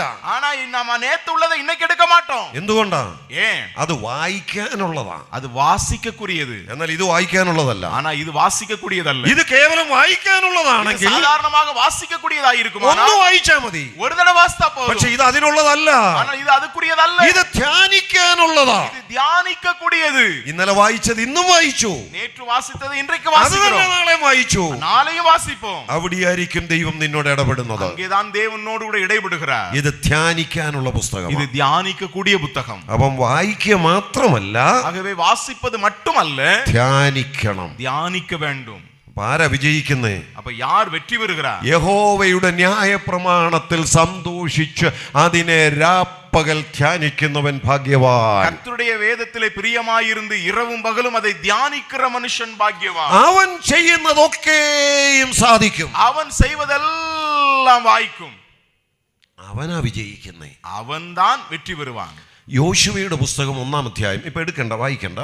யோசுவாவின் புத்தகம் 1-ஆம் அதிகாரத்திலே ഇപ്പോൾ வாசிக்க வேண்டாம். ആ 1-ാം അധ്യായത്തിലെ ആദ്യത്തെ പാരഗ്രാഫ്, அந்த 1-ஆம் அதிகாரத்தினுடைய முதல் பத்தி, ദൈവം യോശുവയെ ചില ഉത്തരവാദിത്തങ്ങൾ ഏൽപ്പിച്ചു വിടുക. தேவன் யோசுவாவுக்கு சில பொறுப்புகளை சொல்லி அனுப்புகிறார். അത് ഇസ്രായേൽ ജനത്തെ നടത്തണം എന്നുള്ള ഉത്തരവാദിത്തമാണ്. அது இஸ்ரவேல் ஜனங்களை வழிநடத்த வேண்டும் என்கிறதான பொறுப்பு. പോയി ദേശം കൈവശപ്പെടുത്തണം. நீ இந்த தேசத்தை நீ கையகப்படுத்த வேண்டும். അവരുടെ ലീഡറായിട്ട് ശുശ്രൂഷ ചെയ്യണം. அவர்களுடைய தலைவராக இருந்து நீ இந்த காரியத்தை நிறைவேற்ற வேண்டும். അത് പറഞ്ഞു വിടുമ്പം, அதை சொல்லி அனுப்பும்போது പല കാര്യം ദൈവം പറയുന്നുണ്ട്. பல காரியங்களை தேவன் சொல்லி இருக்கிறார். അതെല്ലാം പറഞ്ഞിട്ട് ഒടുവിൽ എന്താ ചെയ്തതെന്ന് അറിയാമോ? அதெல்லாம் சொல்லிட்டு கடைசியில் என்ன சொன்னார் தெரியுமா? അത് പിന്നെ നിങ്ങൾ വായിച്ചു നോക്കിയാൽ മതി. அதை பின்னால் நீங்க வாசி பாருங்க. ഒരു പുസ്തകം എടുത്ത് കയ്യിലോട്ട് കൊടുത്തു. ஒரு புத்தகத்தை எடுத்து அவனுடைய கரத்திலே கொடுத்து. ന്യായപ്രമാണ പുസ്തകം എന്നാ പറയുന്നത്. நியாயப்பிரமாணம் என்கிற புத்தகம். അത് ദൈവവചനമാണ്. அது தேவனுடைய வசனம். ഇതെടുത്ത് കയ്യിലോട്ട് കൊടുത്തു. இதை எடுத்து கையிலே കൊടുത്തിട്ട് അവനോട് പറഞ്ഞ കാര്യം എന്നാണെന്നറിയാമോ? இதை எடுத்து அவனுடைய கரத்திலே கொடுத்துட்டு என்ன சொன்னார் தெரியுமா? 3 കാര്യങ്ങൾ പറഞ്ഞു. 3 காரியம் சொன்னாரு. ഇത് നീ വായിക്കണമെന്ന് പറഞ്ഞില്ല. ഇത് നീ വാസിക്കണമെന്ന് சொல்லல. പിന്നെ എന്താ പറഞ്ഞെന്നറിയാമോ? என்ன சொன்னார் தெரியுமா? 1 ഇത് നീ പ്രമാണിക്കണം. இதை நீ கைக்கொள்ள வேண்டும். 2 ഇത് നിന്റെ വായിൽ നിന്ന് നീങ്ങി പോകരുത്. இது உன்னுடைய வாயை விட்டு பிரியாதிருக்க கடவுது. 3 ഇത് നീ ധ്യാനിക്കണം. இதை நீ தியானிக்க வேண்டும். എന്താ ദൈവം പറഞ്ഞത്? என்ன தேவன் சொல்லுகிறார்? ഇത് നീ പ്രമാണിക്കണം, இதை கைக்கொள்ள வேண்டும். വായിൽ നിന്ന് നീങ്ങി പോകരുതെന്ന് പറയാൻ അതിന്റെ അർത്ഥം എപ്പോഴും ഇത് പറയാനായിട്ട് വായിലുണ്ടായിരിക്കണം. இது உன்னுடைய வாயை விட்டு பிரியாதிருப்பதாக என்று சொன்னால் இது எப்பொழுதும் நீ சொல்லிக்கொண்டே இருக்க வேண்டும். 3 ഇത് നീ ധ്യാനിക്കണം. மூன்றாவதாக இதை நீ தியானிக்க வேண்டும். ഇങ്ങനെ ചെയ്യാമെങ്കിൽ, இப்படி நீ செய்வாயாகில், അതിന്റെ താഴെ എഴുതിയിട്ടുണ്ട്, அதுக்கு கீழே எழுதப்பட்டிருக்கிறது, നീ ചെല്ലുന്നിടത്തൊക്കെയും ശുഭമായിരിക്കും. நீ போகும் இடமெல்லாம் சுகமாயிருக்கும். നീ ചെയ്യുന്നതൊക്കെയും സാധിക്കും. நீ செய்வதெல்லாம் வாய்க்கும். അവൻ ജീവിതം വിജയിക്കണമെങ്കിൽ, ஆகவே வாழ்க்கை வெற்றி பெற வேண்டும் என்றால் വേറെ കുറുക്കു വഴിയൊന്നുമില്ല. வேற കുറുക്ക് വഴി ഒന്നും கிடையாது. ഇതേ ഉള്ളു മാർഗം. இது மட்டுமே வழி. ദൈവവചനത്തിന് മുൻഗണന കൊടുക്കുക. தேவனுடைய வசனத்துக்கு முக்கியத்துவம் கொடுக்க வேண்டும். ദൈവവചനം ധ്യാനിക്കാൻ സമയം കണ്ടെത്തുക. தேவனுடைய வசனத்தை தியானிக்கிறதற்கு நேரம் எடுக்க வேண்டும். 3 കാര്യമാണ് ഞാൻ പറഞ്ഞത്. 3 காரியம் சொன்னேன். 1 കൃപാവരം ജ്വലിപ്പിക്കുക. தேவவரத்தை அனல்மூட்டி எழுப்பி விடு. 2 സുവിശേഷത്തെ കുറിച്ച് ലജ്ജിക്കാതെ കഷ്ടം സഹിക്കുക. 2வது சுவிசேஷத்தை குறித்து வெட்கப்படாமல் தீங்கு அனுபவி. 3 ദൈവവചനത്തിന് പ്രാധാന്യം കൊടുക്കുക. 3 தேவனுடைய வசனத்துக்கு முக்கியத்துவம் கொடுத்து அதை கைக்கொள். 4ാമത്തേതൂടെ വേഗത്തിൽ പറഞ്ഞ് അവസാനിപ്പിക്കാം. 4வது கூட சீக்கிரமாய் சொல்லி முடிக்கிறேன். ഇതെല്ലാം സാധിക്കണമെങ്കിൽ, இதெல்லாம் உன்னுடைய வாழ்க்கையில நிறைவேற வேண்டும் என்றால் ശക്തി വേണം, பலன் வேண்டும். കൃപാവരം ജ്വലിപ്പിക്കണമെങ്കിൽ தேவவரத்தை அனல்மூட்டி எழுப்ப வேண்டும் என்றால் பலன் வேண்டும். സുവിശേഷത്തെ കുറിച്ച് ലജ്ജിക്കാതെ നിൽക്കണമെങ്കിൽ, சுவிசேஷத்தை குறித்து வெட்கப்படாமல் இருக்க வேண்டும் என்றால் ശക്തി വേണം. பலன் வேண்டும். വചനപ്രകാരം ജീവിക്കണമെങ്കിൽ, வசனத்தின்படி வாழ வேண்டும் என்றால் ശക്തി വേണം. பலன் வேண்டும். എവിടെ കിട്ടും ഈ ശക്തി? இந்த பலன் எங்கே கிடைக்கும்? 2ാം അധ്യായത്തിന്റെ 1ാം വാക്യം. 2ാം அதிகாரத்தினுடைய 1ാം വചനത്തിലെ എന്റെ മകനെ, என் மகனே, ക്രിസ്തുയേശുവിലുള്ള കൃപയാൽ ശക്തിപ്പെടുക. கிறிஸ்துയേசுவிலே கிருபையில் பலப்படு. ദൈവ കൃപയിൽ ശക്തിപ്പെട്ടല്ലാതെ ഇതൊന്നും സാധിക്കത്തില്ല. தேவ கிருபையிலே பலப்படாதபடிக்கு இது ஒன்றும் நம்முடைய வாழ்க்கையில் நிறைவேறாது. ബൈബിൾ കോളേജിൽ പഠിച്ച് നിരവധി ഡിഗ്രികൾ സമ്പാദിച്ചു എന്ന് കരുതി കർത്താവിന് വേണ്ടി വിജയകരമായി ശുശ്രൂഷ ചെയ്യാനായിട്ട് പറ്റത്തില്ല. வேதாகம கல்லூரியிலே படித்து ஏராளமான பட்டங்கள் பெற்றதனாலே கர்த்தருடைய ஊழியத்தை வெற்றிகரമായി நிறைவேற்ற முடியும் என்று நினைக்க வேண்டாம். ലോകപ്രകാരം നമുക്കുള്ള എന്തെങ്കിലും മേന്മകളുടെ അടിസ്ഥാനത്തിൽ ആത്മീക ശുശ്രൂഷകളിൽ പ്രയോജനപ്പെടാൻ കഴിയത്തില്ല. உலக பிரகாரமான ஏதாவது மேன்மைகள் நமக்கு இருக்கும் என்றால் அதன் நிமித்தமாக ஆவிக்குரியதான காரியங்களில் நாம் பயனுள்ளவர்களாய் இருப்போம் என்று நாம் நினைக்க வேண்டாம். അതിന് എന്ത് തന്നെ വേണം? அதுக்கு என்னதான் வேணும்? ദൈവകൃപയിൽ ശക്തിപ്പെടുക.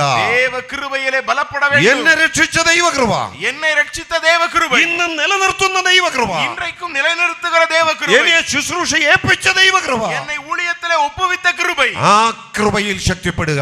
அந்த கிருபையிலே பலப்படு. പൗലോസ് തിമോത്തിയോസിനോട് പറയുക, பவுல் தீமோத்தேயுக்கு சொல்லுகிறார், അല്ലയോ എന്റെ മകനെ, என் குமாரனாகிய தீமோத்தேயுவே, നിന്റെ കഴിവ് നീ ആശ്രയിക്കരുത്. உன்னுடைய திறமையை நீ சார்ந்து கொள்ளாதே. നിന്റെ മിടുക്ക് കൊണ്ട് ജീവിതത്തിൽ വിജയിക്കാമെന്ന് നീ കരുതരുത്. உன்னுடைய எல்லா திறமைகளை சார்ந்து கொண்டு வாழ்க்கையில வெற்றி பெற முடியும் என்று நீ நினைக்க வேண்டாம். നിന്റെ പണം കൊണ്ട് വിജയിക്കാമെന്ന് നീ കരുതരുത്. பணத்தினாலே வெற்றி பெற வேண்டும் முடியும் என்று நினைக்க வேண்டாம். പിന്നെ എന്ത് വേണം? அப்படினா என்ன வேணும்? ദൈവകൃപയിൽ ശക്തിപ്പെടുക. தேவ கிருபையிலே பலப்படு. ദൈവകൃപ അതൊന്നുകൊണ്ടാ ഇന്ന് ഇവിടെ നാം ഇരിക്കുന്നത്. ஆகவே தேவ கிருபை அதன் நிமித்தமாக தான் இன்றைக்கு நாம் இங்கே இருக்கிறோம். ആ കൃപയാണ് ജഡത്തിൽ വെളിപ്പെട്ട നമ്മുടെ കർത്താവ്. அந்த கிருபை தான் மாம்சத்தில் வெளிப்பட்ட நம்முடைய கர்த்தராகிய கிறிஸ்து. നമ്മൾ ഇങ്ങനെ വായിക്കുന്നു, நாம் இவ்விதமாய் வாசிக்கிறோம். വചനം ജഡമായി തീർന്നു, வார்த்தை மாம்சமானது, കൃപയും സത്യവും നിറഞ്ഞവനായി നമ്മുടെ ഇടയിൽ പാർത്തു. கிருபையினாலும் சத்தியத்தினாலும் நிறைந்தவராய் நம் நடுவிலே வாசம் பண்ணினார். അവന്റെ നിറവിൽ നിന്ന് കൃപമേൽ കൃപ നമുക്ക്. அவருடைய கிருபையினாலே கிருபை மேல் கிருபை பெற்றோம். അപ്പൊ നമ്മുടെ ജീവിതത്തിൽ വിജയിക്കണമെങ്കിൽ എന്തേ ഉള്ളു മാർഗം? ஆகவே நம்முடைய வாழ்க்கையில வெற்றி பெற வேண்டும் என்றால் என்ன வேண்டும்? ദൈവകൃപയിൽ ശക്തിപ്പെടുക. தேவ கிருபையிலே பலப்பட வேண்டும். ഞാൻ പറഞ്ഞ 4 കാര്യങ്ങൾ ഒന്നുകൂടെ പറഞ്ഞു ഇവിടെ നിർത്തുക. நான் சொன்ன 4 காரியங்களை மறுபடியும் சொல்லி நிறுத்த விரும்புகிறேன். ஒன்று, ലഭിച്ച കൃപാവരം സഭയ്ക്ക് വേണ്ടി ഉപയോഗിക്കുക. கிடைக்கப்பெற்ற ஆவிக்குரிய வரத்தை சபைக்காக பயன்படுத்த வேண்டும். സുവിശേഷത്തെക്കുറിച്ച് ലജ്ജിക്കാതെ കഷ്ടം സഹിക്കുക. சுவிசேஷத்தை குறித்து வெட்கப்படாமல் தீங்கு அனுபவிக்க வேண்டும். വചനത്തിന് മുൻഗണന കൊടുത്ത് ജീവിക്കുക. வசனத்துக்கு முக்கியத்துவம் கொடுத்து வாழ வேண்டும். ദൈവകൃപയിൽ ശക്തിപ്പെടുക. தேவ கிருபையிலே பலப்பட வேண்டும். ഇത് നമുക്കും കൂടിയുള്ള ആലോചന. இது நமக்கும் உள்ளதான ஒரு ஆலோசனை. മുറുകെ പിടിക്കാം. நாம் உறுதியாய் பற்றிக்கொள்வோம். കർത്താവിന് വേണ്ടി ജീവിക്കാം. ஆண்டவருக்காய் வாழுவோம். ദൈവം സഹായിക്കട്ടെ. தேவன் உதவி செய்வார்.